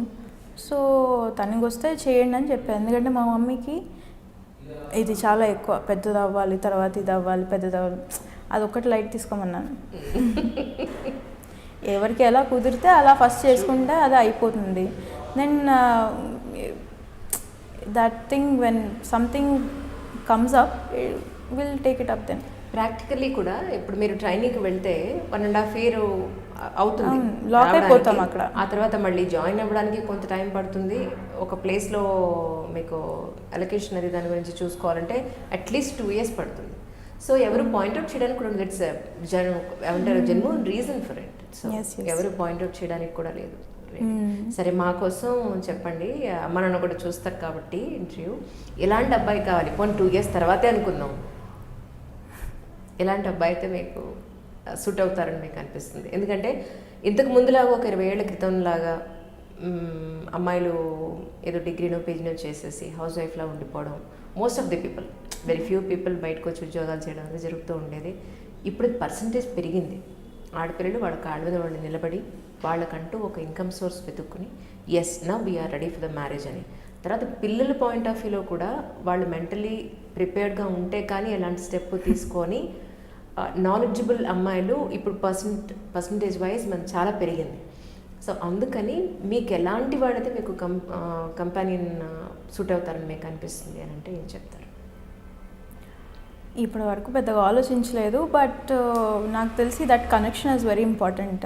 You will feel that, I don't know how to express it, but and at the same time కొంచెం sensible person, I know someone who can adjust a little and let me adjust a little. ఇవే ఇలాగే ఉండాలి అని strong mind set ఉంటే కష్టం. And that happens. Okay, చాలాసార్లు civil services వచ్చాక they will become very strong in their mind set, but అది personal లైఫ్లోకి తేవద్దు అనేది నా opinion. You have to be as non officer as possible in your personal life. Correct, true, నిజమే కదా. ఒకసారి ఎక్కడున్నా సివిల్ సర్వెంట్స్ కానీ లేదా ఒక టాప్ మోస్ట్ ప్రొఫెషన్లో ఉన్నప్పుడు మేబీ మైండ్లో మనసులో అలా ఉండిపోతుందేమో ఆ అథారిటీ అనేది కానీ ఆ స్ట్రాంగ్ ఒపీనియన్స్ కానీ అలా ఉండిపోతే అడ్జస్ట్ అవ్వడం కష్టం అవుతుంది. సో మీ పాయింట్ ఆఫ్ వ్యూలో మీరు కొంత అడ్జస్ట్ అవుతారు, అవతల వచ్చేవాడు కూడా కొంత అడ్జస్ట్ అయితే లైఫ్ కూల్గా వెళ్ళిపోతుంది అనేది మీ point. That's really great. And some amount of liveliness, అంటే కొంచెం జోకులు, కొంచెం సినిమాలు. వాట్ అబౌట్ సినిమాలండి? నేను పెద్దగా చూడనండి. అవునా? టైం లేదు అసలు. అంతకుముందు అంటే హైదరాబాద్లోనే ఉండుంటే ఒకవేళ అలవాటు పడేవేమో, బట్ బీటెక్ అప్పటి నుంచే నేను బయటకు వెళ్ళిపోయాను. ఆఫ్టర్ 10 years ఐ థింక్ నేను ఇప్పుడు again I'm staying for so long in Hyderabad. UPSC journey అప్పుడే. దాని తర్వాత బయట తిరుగుతూ అక్కడ ఇంకా కుదరలేదు. సివిల్ సర్వీసెస్కి మీ పర్సనల్ ఇన్ఫర్మేషన్ ఇచ్చే దాంట్లో హాబీ అనేది చాలా కంపల్షన్ ఉంటుంది. అది అడగాలి, అది రాయాలి అని అంటారు. మీ పరిస్థితి ఏంటి? ఏం రాశారు? సో సేమ్ నాకు అదే ఇష్యూ అయింది. నాకు యాక్చువల్గా పెయింటింగ్ అంటే ఇష్టం, బట్ నేనేం ప్రో కాదు పెయింటింగ్లో, ఏదో beginner painter type. But painting రాస్తే ఇష్యూ అనిపించింది నాకేంటంటే, వాళ్ళకి ఖచ్చితంగా చాలామంది పెయింటర్స్ మీద వాటి మీద అవగాహన ఉంటుంది. They are very well read people. So నాకు అది ప్రాక్టికల్ అనిపించలేదు. రాసి వెళ్ళి గొయ్యిలో కొని అక్కడ దాంట్లో పడ్డం ఎందుకని నేను అది రాయలేదు. ఇంకా మిగతా వస్తే కొంచెం ఐ లైక్, మా పిన్ని ఉంటుంది, మా పిన్ని చిన్నప్పటి నుంచి ఈ బ్యాంగిల్స్ చేయించడము, ఇయర్ రింగ్స్ చేయించడము, she likes all of that. So తనతో కూర్చొని అవి చేయడం నాకు ఇష్టం. సో అది చేస్తాను కాబట్టి అది రాశాను. Because that is a forte. You have to see. వాళ్ళు ఖచ్చితంగా హాబీ మీద అడుగుతారండి. మీరు మాట్లాడగలిగేలా ఉండాలి, మీరు ఏదైనా చెప్పగలిగేలా ఉండాలి. వాళ్ళు అడిగినప్పుడు చెప్పలేకుండా ఉంటే బాగోదు. అటువంటి హాబీ ఏదైనా తీసుకుంటే బెటర్. మీరు ఒకవేళ ఇప్పుడు ఏం లేకపోయినా డెవలప్ చేసుకుంటే బెటర్. సో ఈ bangle making and earrings ఇవన్నీ కొంచెం యూనిక్ అనిపించాయి. They definitely will be interested and I will have more to talk about it. కాబట్టి అది రాశాను నేను. ఇంకోటి ఏంటంటే సెకండ్, ఆర్టిఫిషియల్ ఇంటెలిజెన్స్ అంటే నాకు చాలా interest. Because I believe that's going to be the next big revolution. And government కూడా దాని మీద చాలా, all governments, international governments are all working on it, all international companies are working on it. So నేను దాని మీద ఎక్కువ interest పెట్టుకొని చూడడము, చదవడము, వాటివి డాక్యుమెంటరీస్ చూడడము అవి చేస్తుంటాను. So I mention that also. So artificial intelligence గురించి నాకు చాలా అడిగారు ఇంటర్వ్యూలో కూడా. ఇవి 2 రాశాను నేను. మీకు ఏవైతే you can talk at length అని అనిపిస్తుందో అది మెన్షన్ చేయడం better. And you have genuinely should have some interest. అక్కడ there are people of lot of ఏమంటారు దాన్ని, వాళ్ళకి ఎంత ఎక్స్పీరియన్స్ ఉంటుంది on everything. So if you fake anything right on your face they will make it out. So మీకు ఆ genuine interest, knowledge, content తెలిసినప్పుడు ఆ హాబీ రాయడం బెటర్. నిజంగా ఏ హాబీ లేకపోతే pick up one hobby. Cycling is a very good thing హెల్త్కి కూడా. So pick that up and write it as a hobby. And you should know about it. Cycling అంటే ఎందుకు సైక్లింగ్ చేయాలి, దానివల్ల బెనిఫిట్స్ ఏంటి, ఎప్పుడు మొదలైంది, అండ్ నెక్స్ట్ రెవల్యూషన్స్ ఏంటి సైక్లింగ్లో, ఇవన్నీ కూడా తెలియగలగాలి. మీ ఇంటర్వ్యూ పాయింట్ ఆఫ్ వ్యూలో ఎలా జరిగిందంటే ఏం చెప్తారు? నాదైతే నాకు నచ్చింది. I was happy after coming out of my కొన్ని మిమ్మల్ని ఏమడిగారు చెప్తారా వ్యూవర్స్ కోసం? సో నాకు ఇంటర్వ్యూలో ఫస్ట్ మాది సత్యవతి మేడం బోర్డ్ అనమాట నాది. అందులో వెళ్ళంగానే మేడం నన్ను ఏమేమి చదివావు అది డాఫ్ చదివారనమాట. చదివాక మరి ఏం చేస్తున్నావు, ఎప్పుడు why did you quit your job ఇంతమంది కోవిడ్ టైమ్స్లో they are looking for jobs and you quit your job and preparing అని నేను చెప్పాను. ఒక 1-2 attempts I'll give it with all my ability and strength and everything. So then అప్పుడు వదలకపోతే నేను job తీసుకుంటానని చెప్పాను మ్యామ్కి. నెక్స్ట్ నేను ఎల్జిబిటీ కమ్యూనిటీ గురించి ఐ వర్క్డ్, అంటే వర్క్ కాదు, సమ్ కమ్యూనిటీ ఎక్స్ట్రా కరిక్యులర్ యాక్టివిటీస్లో అవి చేశాను అనమాట. సో దాని మీద నన్ను క్వశ్చన్స్ అడిగారు. సెక్షన్స్ ఏంటి, జడ్జ్మెంట్స్ ఏంటి, నీ ఒపీనియన్ ఏంటి అవి అడిగారు. దెన్ అక్కడ నుంచి ఐపీసీకి వచ్చారు, because section 377 belongs to that. So ఐపీసీకి వచ్చాక ఐపీసీలో ఇంకా మిగిలిన రిడెండెంట్ సెక్షన్స్ ఏంటి అడిగారు. తర్వాత ఐఐటీస్, ఐఐఎమ్స్ ఇవన్నీ ప్రీమియర్ ఇన్స్టిట్యూట్స్, ఎన్ఐటీస్, వీటి నుంచి జనాలు ఎందుకు ఎంప్లాయబుల్గా లేరు యాజ్ పర్ రిపోర్ట్స్, నీ ఒపీనియన్ ఏంటి అడిగారు. నా ఒపీనియన్ చెప్పాక నేనేమన్నానంటే కొంచెం ఇంటర్న్షిప్స్ అవి పెంచాలి బికాస్ ప్రాక్టికల్ నాలెడ్జ్ వల్ల. అంటే సో మ్యామ్ 5 years చేయమంటావా మరి బీటెక్ అని అడిగారు. మా టైంలో 5 years ఉండేది, మళ్ళీ 5 years చేయమంటావా అంటే లేదు అన్నాను. Then she asked me for reasons. So I gave the same. అంటే 5 years వల్ల again there are social issues also కదా, సేమ్ థింగ్. మిడిల్ క్లాస్ ఫ్యామిలీస్కి ఎక్స్ట్రా బర్డన్ అవుతుంది. 21కి కాకుండా 22కి బీటెక్ అవుతే అమ్మాయిలకి ఎంటెక్ చేయడం కష్టం అవుతుంది. అలాంటి ఇష్యూస్ అవి చెప్పి and I told ma'am that 4 years పెట్టుకొని బట్ స్టూడెంట్స్కి చాలా ఖాళీ టైం ఉంటుంది, ఆ టైంలో ఇంటర్న్షిప్ కోసం పుష్ చేయాలని అలా. Then ma'am said okay, next 4 members ఉంటారు. Every person will pick one thing about your detailed application form and ask questions. So next sir వచ్చేసి నన్ను సోషియాలజీ గురించి అడిగారు అనమాట. రిలీజన్ అది ఇంపార్టెంటా కాదా, why do you think religion is important for the society అని అడిగారు. దాని తర్వాత సార్ తెలంగాణ అండ్ ఆంధ్రప్రదేశ్ ఇలాగ వేరే సౌత్ స్టేట్స్లో వాటర్ ఇష్యూ ఎందుకు again and again it's coming up between the states, how do you think it should go solved, way ahead ఏంటి అడిగారు. దాని తర్వాత ఆయన ఈ 2 questions మీద ఎక్కువ కాన్సన్ట్రేట్ చేశారు. దాని తర్వాత మ్యామ్ అడిగారు. మ్యామ్ ఏంటి సోషల్ మీడియా మీద అడిగారు అనమాట. సోషల్ మీడియాకి గవర్నమెంట్కి అప్పుడు కోర్టులో కేసు అయింది కదండి ఆ విషయం మీద. సో సోషల్ మీడియాని కంట్రోల్ చేయాలా చేయొద్దా అంటే వాట్ ఈజ్ యువర్ ఒపీనియన్ అన్నట్టు. మీడియా ట్రయల్స్ అవుతుంటాయి, వాటి మీద అడిగారు. సో దాని తర్వాత she was mostly concentrating on this part. తర్వాత ఇంకో సార్ ఉన్నారు, ఆయనేమో కరప్షన్ కాదు, రెడ్ టేపిజం, బ్యూరోక్రసీలో స్లోగా వెళ్తాయి అంటారు కదా చాలా ప్రాసెసెస్, అవి కట్ చేయాలంటే ఏం చేస్తావు if you are one you become a bureaucrat. Then sustainable development goals ఉన్నాయి, వాటి గురించి చెప్పమన్నారు.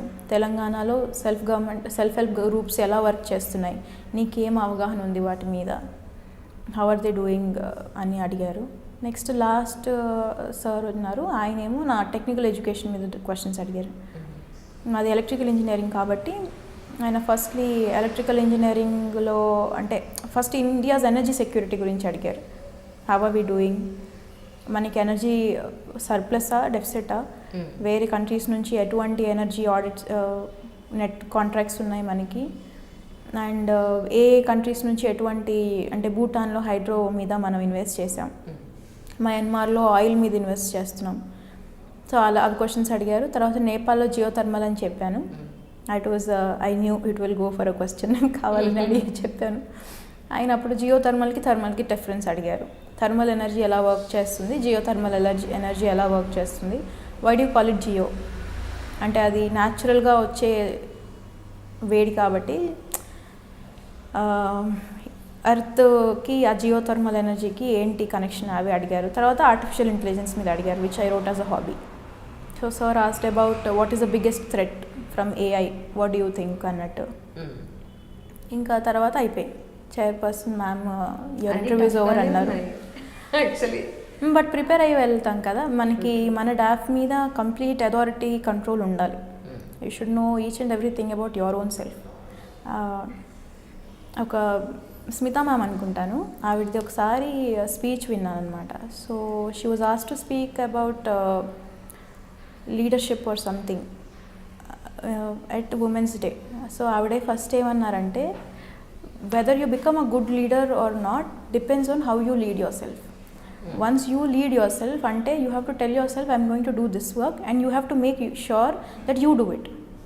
మీరు మిమ్మల్ని లీడ్ చేసుకుంటేనే మీరు మిగతా వాళ్ళని లీడ్ చేసుకోగలరు అన్నట్టు. So same thing applies here also. మీరు మిమ్మల్ని అర్థం చేసుకుంటేనే సొసైటీని ఏదన్నా అర్థం చేసుకుంటారు. మీకు మీ గురించి తెలిసి ఉండాలి. Then only you will be able to solve other things. So that was very sure. I was very sure I should not go wrong in this. So అన్నీ ప్రిపేర్ అయ్యాను కాబట్టి కష్టం అనిపించలేదు. మీ ఊళ్ళో మిమ్మల్ని సన్మానం చేశారట, అవునా? ఎప్పుడండి, ఎప్పుడు జరిగింది? Around 1 month back. అవునా? ఎలా అనిపించిందండి? ఎందుకంటే అప్పటి వరకు అక్కడ పుట్టి పెరిగి ఆ ఊరి నుంచి ఇక్కడికి వచ్చి ఒక అచీవ్ చేసిన తర్వాత వాళ్ళు మళ్ళీ పిలవడం అంటే నేను అసలు ఎక్స్పెక్ట్ చేయలేదు అంత పెద్దగా ఉంటుందని. దే మేడ్ అంటే they were very happy. I was అంత పెద్దగా రిసీవ్ చేసుకుంటారని అనుకోలేదు. And they were so happy, genuinely they were very happy that someone from this village he's gone and done something. And that felt very inspirational actually to me.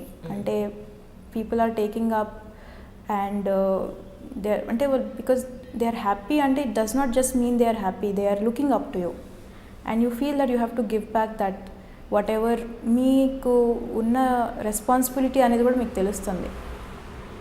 So that's what I felt, that you should be able to do all the kinds of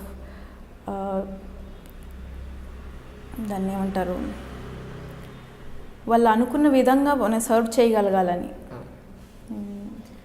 నేను కేటీఆర్ ఏదో కలిసినట్టున్నారు, ఏమన్నారు? Sir was also very happy. ఆయన తెలంగాణ నుంచి ఇలా rank వచ్చింది, first అటెంప్ట్లో వచ్చింది అంటే appreciate చేశారు చాలా. అండ్ తెలంగాణకి వర్క్ చేయమని అన్నారు. And I'm very happy, I would be very happy. State వస్తే క్యాడర్ ఏది వస్తుందో తెలీదు, బట్ వస్తే I will be very happy. And అది నార్మల్గా ఏం చదివావు అవి అడిగారు. Then he asked about why and when I thought about civil services. So అలా.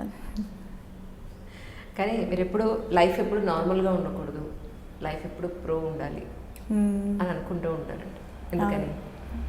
ఎందుకంటే నాన్నగారు ఆల్రెడీ ఒక స్టేబుల్ లైఫ్ ఇచ్చారు మీకు యాక్చువల్లీ, అయినా కూడా దానికి మించి ఇంకా ప్రో ఉండాలనేది ఏంటి మీ ఉద్దేశం? అది నాకు ఈ ఒక పాయింట్ నుంచి అనిపించిందని నేను చెప్పలేను. ఓకే, అది చిన్నప్పటి నుండి ఉండింది. I cannot go back and say that this is where I thought like that. I always felt like that. I don't know why.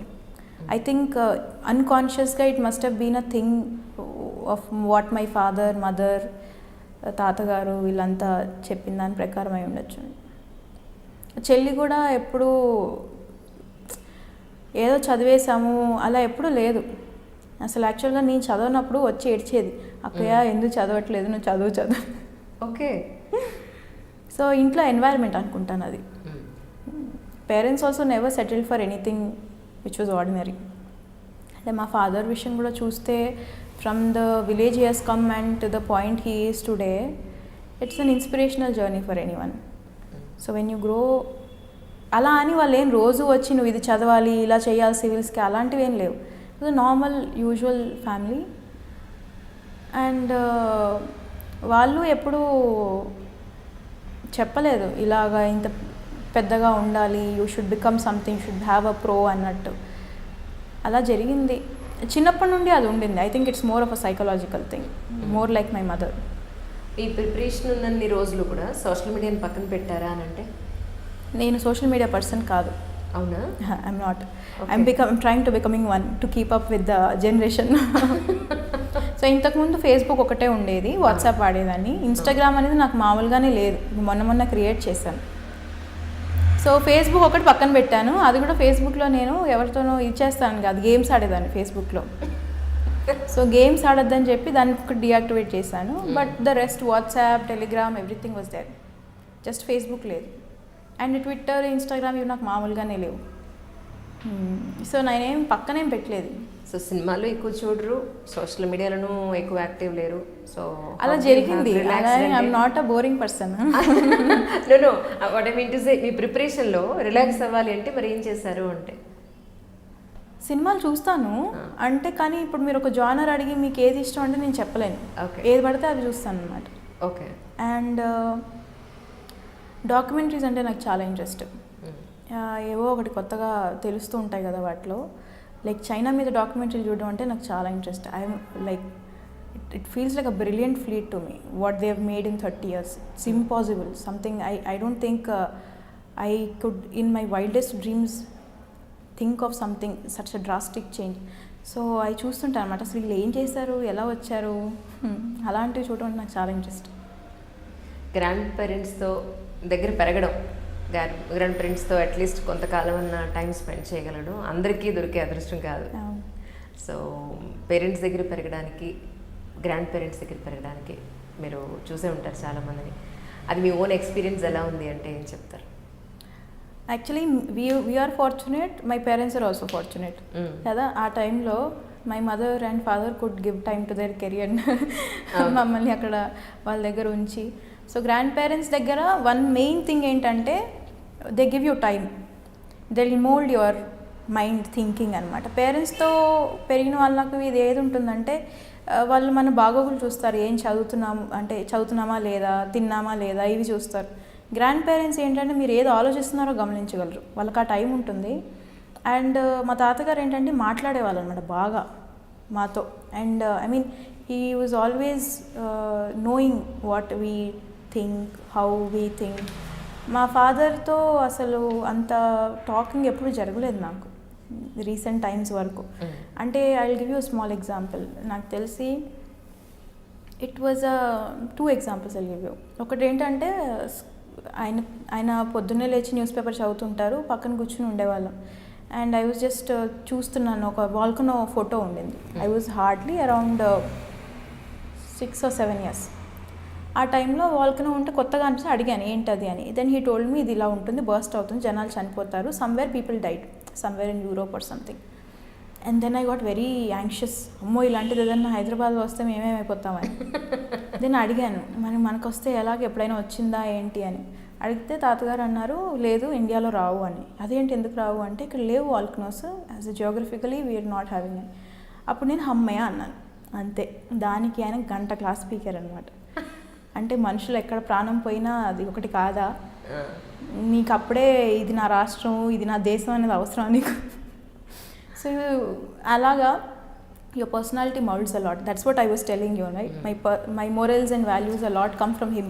Yes. So he was very sure that we understand those intricacies at the very beginning of our age. And ఇప్పుడు అప్పట్లో India Pakistan match అంటే పెద్ద craze. అప్పట్లో Inzamamul Haq was the captain of Pakistan.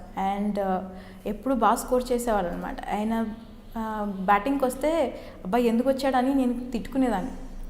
And ఒకరోజు ఆయన duck out అయినట్టున్నారు and India won the match. And I made it a big point. I was celebrating. Was hardly 11-12 years. అప్పుడు కూడా then he made me set. నువ్వు అసలు అంత ఆనందపడిపోవాల్సిన అవసరం ఏముంది, నిన్న ఆస్ట్రేలియా మీద గెలిచినప్పుడు ఎందుకు చేయలేదు, నువ్వు పాకిస్తాన్ మీద గెలిచినప్పుడు ఎందుకు చేస్తున్నావు, I you getting at what you are doing అని. Should not hate someone just because society is telling you something. You should not love something. You should have a reason for everything. You should think and take things rationally. Emotions kuda oka ardham undalఅనేది, like those things he was very particular. తాతగారు ఏం చేస్తుండేవారండి? ఆయన ages ఆఫీస్లో work చేశారు and he retired very long back, maybe when I was 10 years. Now he's retired and happily settled. ఇక్కడ దిల్సుఖ్ నగర్ దగ్గర ఉంటారు. ఈరోజు మీరు ఈ స్థాయిలో ఉన్నారు అని అంటే ఈ సందర్భంగా మీడియా ముఖంగా మీరు ఎవరికి థ్యాంక్స్ చెప్పుకోవాలి అంటే ఏం చెప్తారు? All my family, everyone played their part. I mean ఇప్పుడు నేను చెప్పిన స్టోరీస్లో కూడా you can see lot of people played different roles and everyone it's like a వంట చేసినట్టు. All the ingredients came together and the final result came out to be this. So it's not just me, my mother, father, తాతగారు, అమ్మమ్మ, పిన్ని, పెద్దమ్మ, every one, మామలు, మా చెల్లి, everyone played their own role, and also social media. internet played a very big role. So I think major thanks to my family. Yeah. గురువులు అంటే Teacher. What about your guru? Teachers ante I had different teachers at different phases of my life. So ikkada UPSC preparation lo there was one sir that I came across. అంటే ఆయన ఎప్పుడు నన్ను UPSC mentorship ప్రోగ్రాంలో mentor కింద అలా ఎప్పుడు treat చేయలేదు. And at the same time నేను కూడా ఎప్పుడు ఆయన ఒక మెంటర్ అని ఈ నోట్స్లు చదివించుకొని చూపించుకోవాలి, ఆన్సర్స్ రాసి చూపించుకోవాలని కాదు. హిమాంశు ఆయన పేరు. సో వాళ్ళ మిస్సెస్ కూడా madam is an IRS officer. తన వీడియోస్ నేను యూట్యూబ్లో ఇలాగే చూసేదాన్ని అనమాట. And I didn't know they both were married. Okay. ఆవిడ గురించి నేను ఇంతోనే వెళ్ళి చెప్పేదాన్ని. ఆయన కూడా మంచిగా వినేవాడు, ఎప్పుడు చెప్పలేదు that he. So he was all through my preparation time. So thanks to him. And school నుంచి అలాగా I had my own teachers to help me at every point. Like ఇప్పుడు సార్ ఎలా ఉన్నారో ఇంతకుముందు కూడా, అంటే ఇప్పుడు లాస్ట్ మూమెంట్ వరకు కూడా ఇంటర్వ్యూ అప్పుడు కూడా I use to call back my teachers and professors. NITలో IIMలో ఏమైనా డౌట్స్ ఉంటే, ఎలక్ట్రికల్ ఇంజనీరింగ్ సంబంధించి డౌట్స్ ఉన్నా, లేకపోతే మార్కెటింగ్ కొన్ని సంబంధించిన డౌట్స్ ఉన్నా, use to call back my professors. So every one help me. We just have to reach out అండి. Many times we just have to just reach out, tell them that we need you. A lot of people will be ready to help us. అని అదొక్కటే చెయ్యం. ఢిల్లీలో మీరు coaching తీసుకున్న తర్వాత ఇక్కడ హైదరాబాద్ వచ్చేసిన తర్వాత ప్రిలిమ్స్కి కానీ మెయిన్స్కి కానీ ఇంటర్వ్యూకి కానీ పర్టికులర్గా ఎవరి దగ్గరికి వెళ్ళలేదా? మీ అందులోనే ప్రిపేర్ అయ్యారా? ఇంకా అంతా ఆన్లైనే జరిగింది. ఇంకా ఎక్కడికి వెళ్ళడానికి లేదు. యాక్చువల్గా ప్రిలిమ్స్ వరకు we couldn't move anywhere. So ఆన్లైన్లోనే ఆన్సర్స్, క్వశ్చన్స్ రాయడం, వేటిలోనన్నా సొంతంగా ఒక కోచింగ్ ఇన్స్టిట్యూట్ టెస్ట్ సిరీస్ కానీ, మాక్ ఆన్లైన్ ఆల్ ఇండియా టెస్ట్ అవుతాయి, వాటి గురించి కానీ అలా రాసేదాన్ని. తర్వాత మెయిన్స్ టైంలో ఫస్ట్ ఒక టెస్ట్ సిరీస్ జాయిన్ అయ్యాను, సోషియాలజీ. నాకు అంతగా నచ్చలేదు. మళ్ళీ శంకర్ IAS అని ఒకటి ఉంటుంది, అందులో జాయిన్ అయ్యాను. మీరు నమ్మరు, జనవరిలో నాకు ఎగ్జామ్ ఫస్ట్ వీక్లో 7th నుంచో 8th నుంచో స్టార్ట్ అయింది. నవంబర్ లాస్ట్ వీక్లో ఎగ్జామ్ రాస్తే 250 మార్క్స్ పేపర్కి 72 వేశారు నాకు. It is very low. It's very, very low. So now my world came to an end actually to a point. Disappoint అయిపోతాం కదా, ఇలా వస్తే అసలు మనం ఎలా పాస్ అవుతాం అనే క్వశ్చన్ వచ్చేస్తుంది కదా. నాకు క్వశ్చన్ పేపర్ కూడా కంప్లీట్ చేయలేకపోయాను సోషియాలజీలో. ఎందుకంటే GS చేసేదాన్ని, ఏముంది వెంటనే రాసేయడం.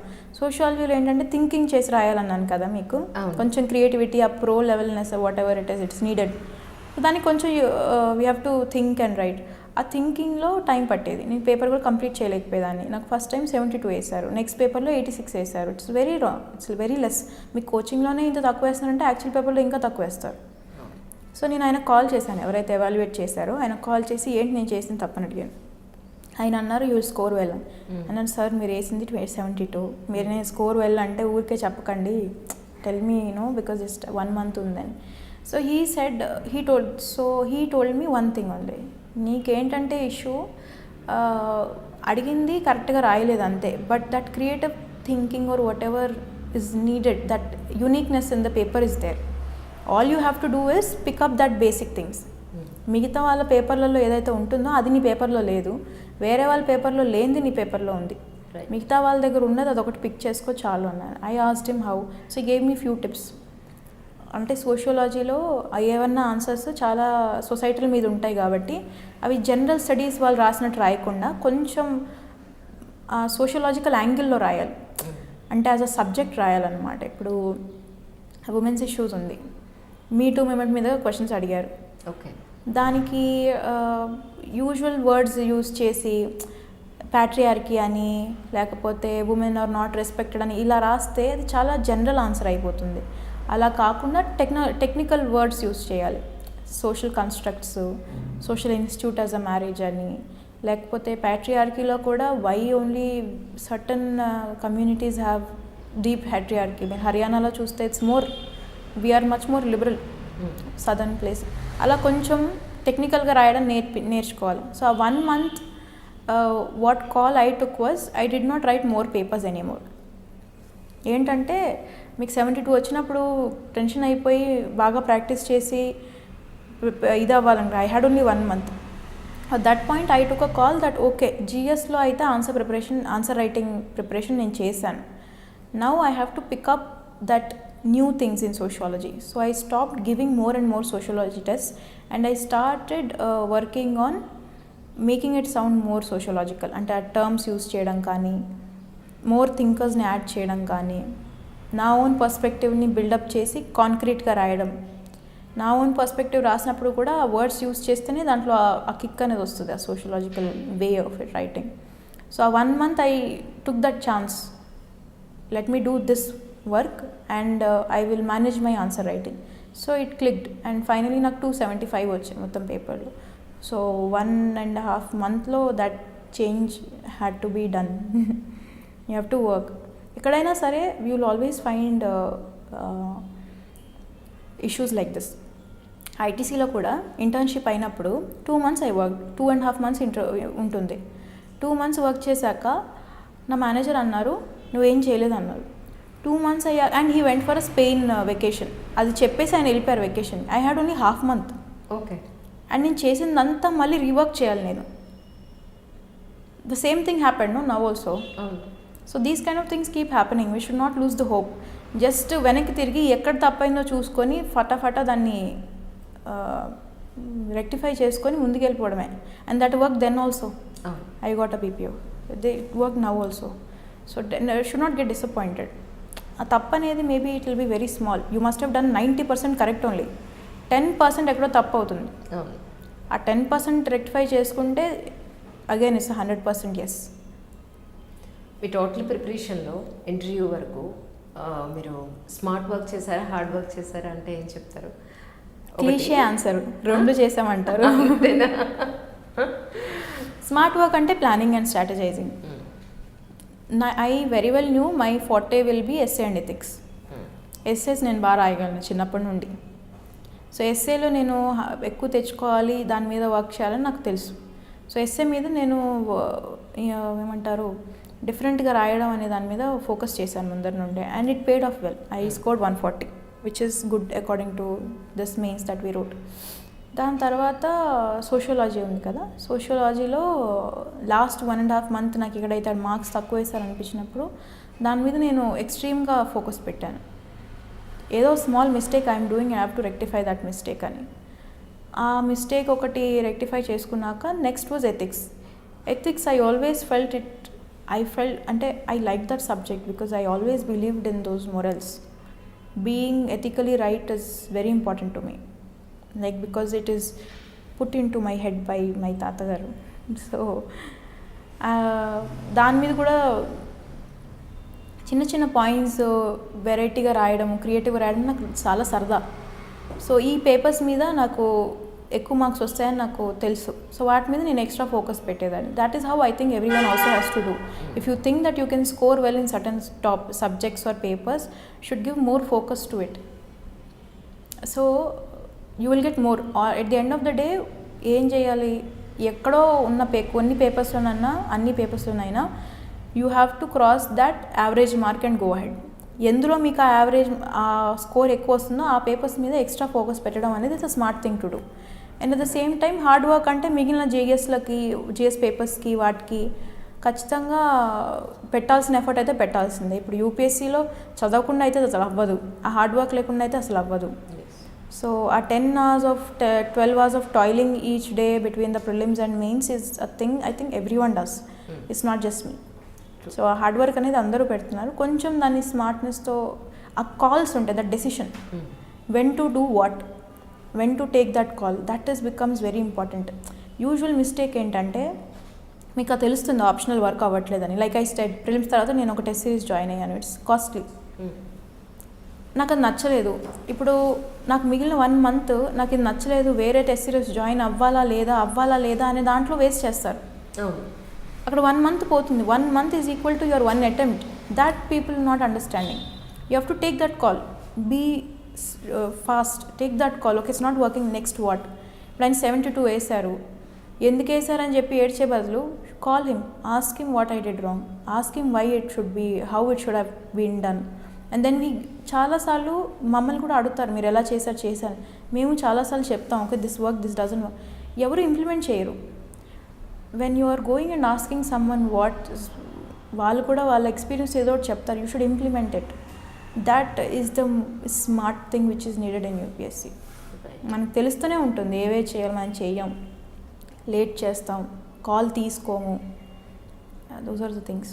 అండ్ మెయిన్స్కి అప్పుడు ప్రిలిమ్స్ అప్పుడు చెప్పాను కదా, నాకు ఫస్ట్ అటెంప్ట్ కాబట్టి కోవిడ్లో 4 months ఎక్స్ట్రా వచ్చినప్పుడు even my father was like, నీకు ప్రిలిమ్స్ ఫస్ట్ టైం కదా, నువ్వు మళ్ళీ ఇప్పుడు మెయిన్స్కి ఎందుకు చదువుతున్నావు అంటే, వేరే ఫ్రెండ్స్ కూడా, don't you think it is smart to work for prelims because it is your first prelims and prelims is known to be the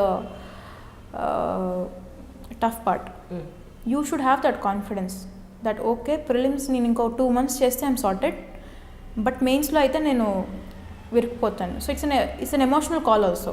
మీ కళ్ళ ముందు ప్రిలిమ్స్ ఉంది, దాని మీద డౌట్ఫుల్గా ఉన్నారు, బట్ మనం అక్కడి వరకే చూస్తాం. నాకేంటంటే ఆ ప్రిలిమ్స్ క్రాస్ అయినా మెయిన్స్ ఖచ్చితంగా నాది క్రాస్ అవ్వదు. So what's the point?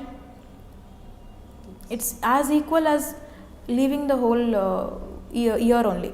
ప్రిలిమ్స్లో మీరు ఫెయిల్ అయినా, మెయిన్స్లో ఫెయిల్ అయినా మళ్ళీ ప్రిలిమ్స్ రాసుకోవాల్సిందే. కానీ ఏం చేస్తారంటే, ప్రిలిమ్స్ అయిపోయి కనీసం మెయిన్స్ దాకా వెళ్తే మెయిన్స్కి వెళ్ళాలన్న ధైర్యం ఉంటుంది అని. ధైర్యం మీరు మెయిన్స్ దాకా వెళ్ళారో, ఇంటర్వ్యూ దాకా వెళ్ళారో అనేది కాదు, మీ ప్రిపరేషన్ మీద ఉండాలి. Even if you flunk it at prelims, you should know that your mains will go well or your interview should go well.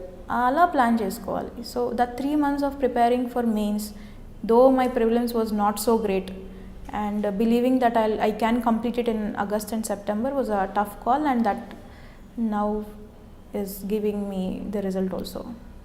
Perfect. ఇంటర్వ్యూకి ఏ టైంలో వెళ్ళారు యాక్చువల్లీ? పోచంపల్లి చీర. అవునా? హ్యాండ్లూమ్, తెలంగాణ. ఓకే. అంటే మీరే అనుకున్నారా, లేకపోతే అమ్మ నాన్న ఏదైనా లేదు శారీ బాగుంటుంది అని? శారీ అని ఖచ్చితంగా ముందే ఫిక్స్ అయ్యాము, బట్ ఏ శారీ అనేది చూస్తున్నాం అనమాట. అప్పుడు బనారస్వి కాకుండా తెలంగాణ చీరలు వేసుకుంటే బాగుంటుందని అనిపించింది. సో తెలంగాణ అయినా ఆంధ్ర అయినా, సో ఇవి ఉంటాయి కదా, గద్వాల్ చూశాను, తర్వాత నారాయణపేట చీరలు చూసాము, పోచంపల్లి చూసాము, అండ్ మంగళగిరి చీరలు ఇవన్నీ చూసాము. ఒకటి పోచంపల్లి శారీ మటుకు చాలా బాగా ఉండింది. It was looking very decent officer లాగా. సో చూసిన వెంటనే అందరికీ నచ్చింది అది, and I wore that black and white Pochampally. Okay. Okay. నిన్న కేటీఆర్ గారిని కలిసినప్పుడు కూడా సార్ కూడా పోచంపల్లి షాలా ఇచ్చారు. హీ వాజ్ వెరీ అడమెంట్, హ్యాండ్లూమ్స్ని ప్రమోట్ చేయాలి, హ్యాండ్లూమ్ షాలే వేస్తానని చెప్పి ముందు వేరే షాల్ ఇచ్చినా మార్పించి అది ఇచ్చారు. ఓకే. ఓకే. ఫైనల్గా సివిల్స్ ఆస్పిరెంట్స్ అందరికీ డూస్ అండ్ డోంట్స్ అంటే ఏం చెప్తారు ఆల్ ఓవర్గా? డూస్ అంటే firstly planning and strategizing becomes very important. I think I picked it up from my MBA. MBA తర్వాత ఏమైందంటే లైఫ్లో you have to own up your life. మేము చేసే చిన్న చిన్న సేల్స్ కాల్స్ అయినా ఏవైనా మీరు ప్రతిరోజు ప్లాన్ చేసుకుంటారు కదా, మీ లైఫ్ నెక్స్ట్ ఇంకా అలాగే ఉండబోతుంది. Because once you're out of the student way, ఒకసారి స్టూడెంట్ లైఫ్ అయిపోయిన తర్వాత once you start as an adult life, you are responsible for every small thing. యూపీఎస్సీని కూడా you should treat it as like that. It's not an exam, it's like a thing you have to achieve in your life and you have to plan for it. So ఎలాగా చదవాలనుకుంటున్నారు, ఏది మీ weakness, మెయిన్సా ప్రిలిమ్సా, ప్రిలిమ్స్లో ఎక్కడ week, ఎందుకు week, మెయిన్స్లో మీ strengths ఏంటి, strengths మీద మీరు ఎలా ప్లే చేయాలి. క్రియేటివ్గా రాయడం అనేది that's my strength. I knew it from a very beginning. So దాని మీద నేను ఎక్కువ ప్లే చేసేదాన్ని. థింకర్స్ రాయడం కానీ ఏమన్నా పేర్లు గుర్తుపెట్టుకొని రాయడం అవి నాకు రావు. సో అది కొంచెం పక్కన పెట్టి దీని మీద ఎక్కువ రాస్తుందని. So planning and strategizing becomes very important. And ఇంకోటి ఏంటంటే the second thing is give each and every paper the same amount of effort that you're giving for GS ఆప్షనల్స్కి ఎక్స్ట్రా ఎఫర్ట్ ఇచ్చేసి మెయిన్స్ ఎక్స్క్లూజివ్ టాపిక్స్ ఉంటాయి like disaster management, climate change, మళ్ళీ ethics, environment, then essay, వీటికి తక్కువ time ఇస్తారనమాట. దీనివల్ల మనం ఎక్కడైతే స్కోర్ చేయగలమో అక్కడ మిస్ అయిపోతాం. ఇప్పుడు 100 మంది ఒక ర్యాట్ రేస్లో ఒకవైపు వెళ్తున్నారు, అందుకని మనం వెళ్తే కష్టం. మీకు ఎక్కడ వస్తుంది చూసుకోవాలి. You have to analyse and see. So అన్ని పేపర్స్కి you have to give all kinds of importance and due respect for those papers. Third, optional, be very very sure of what you are choosing. Optional is a make and break. మీరు ఎందుకు చూస్ చేసుకున్నారో optional అనడానికి మీకు ఒకసారి ఒక ఏమవుతుందంటే ఒక attempt అయ్యాక, సెకండ్ అటెంప్ట్ అయ్యాక ఆప్షనల్లో తక్కువ వస్తున్నాయి అనుకోండి, యుల్ స్టార్ట్ థింకింగ్ వై నేను మార్చుకోవాలి, that becomes a headache. First you have to be very sure why you are picking that optional. Because ఒకసారి ఆప్షనల్ మీరు కరెక్ట్గా చేసుకుంటే మీకు మీరు జిఎస్లో ఎంత బాగా చేసినా ఆప్షనల్లో తక్కువ వస్తే మీ సర్వీస్ పడిపోతుంది. ఐఏఎస్ అనుకుంటే మీకు అది రాకపోతుండొచ్చు, లేకపోతే డిఫెన్స్ సర్వీస్ అవి వస్తాయేమో. So picking optional becomes very important and you should know why you picking that optional. ఎవరో చెప్పారని ఫ్రెండ్స్ తీసుకుంటున్నారని కాకుండా మీకు వర్క్ అవుతుందా లేదా అనేది అనలైజ్ చేసుకోవాలి first. These are 3 points, and the final important point is you should know why you are doing civil services. It has to be very very sure and strong. Unless you have it very strongly in yourself, adi cheyadam anedi complete ga it's mentally tiring, psychologically tiring, physically tiring, financially also tiring.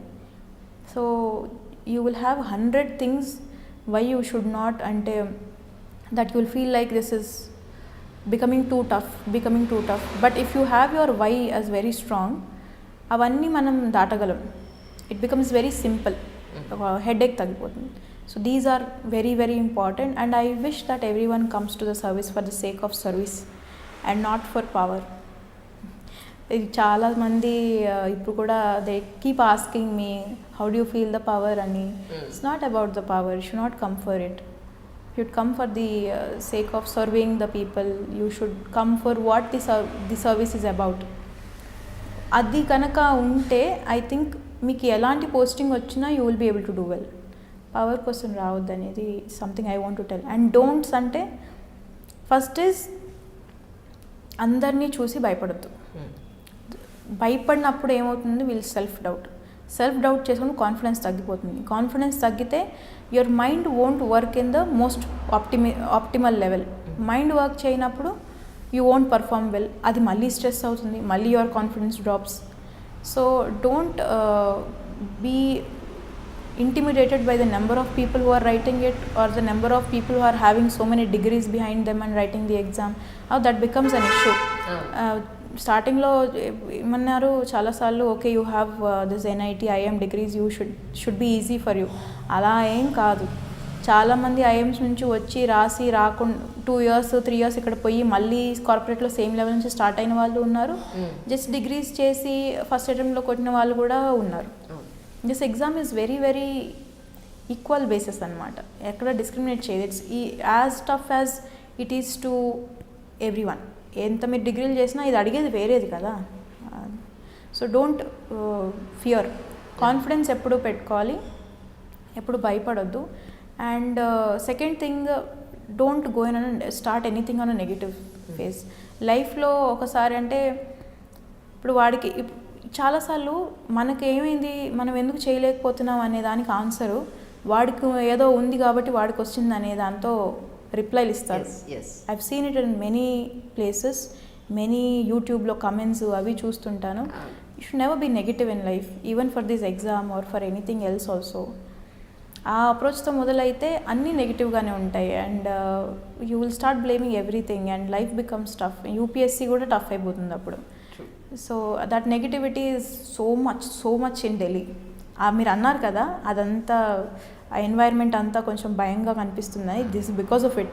So much of negativity, so much of tension, stress, that should not be there. And thirdly, మీకు ఇంకోటి people don't reach out. Something I learned in MBA. మనకి చాలా మన problems వెళ్ళి ఎవరికన్నా చెప్తే solve అయిపోతాయి వెంటనే. ఇలా మనం చెప్పము, మనం రీచ్ అవుట్ అవ్వము. మన ప్రాబ్లం ఏంటి, మీరు ఆన్సర్స్ కొన్నిట్లో రాయలేకపోతున్నారు, మీకు ఎవరో టాపర్ కాంటాక్ట్ ఉంది, మీరు అడగండి. వాళ్ళు ఆ రోజు రిప్లై చేయలేకపోతే మళ్ళీ చేస్తారేమో, because they will be tied up in a lot of things. లేకపోతే మీ మెంటర్ ఉన్నారు, ఒక 2 సార్లు రిప్లై ఇవ్వలేదు అనుకోండి, ఇంక మానేస్తారు. He's not doing it. మీ పని మీరు వినాలి, మీరు వెంటపడాలి, మీరు చేయించుకోవాలి. పని జరిగించుకోవడం కోసం you have to do it. మీకే యూజ్ అవుతుంది తర్వాత. These are the things I want to tell. Meghna, thank you so much once again. Thanks a lot. Thank you. Such a great information what you have given. Thank you Anjali గారు.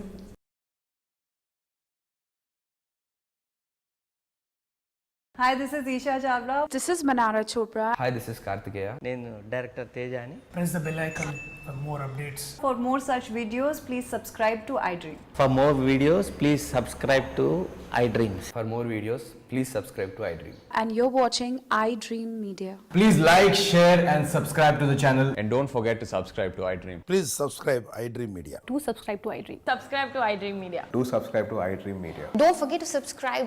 Click on the button below. Don't forget to subscribe to iDream.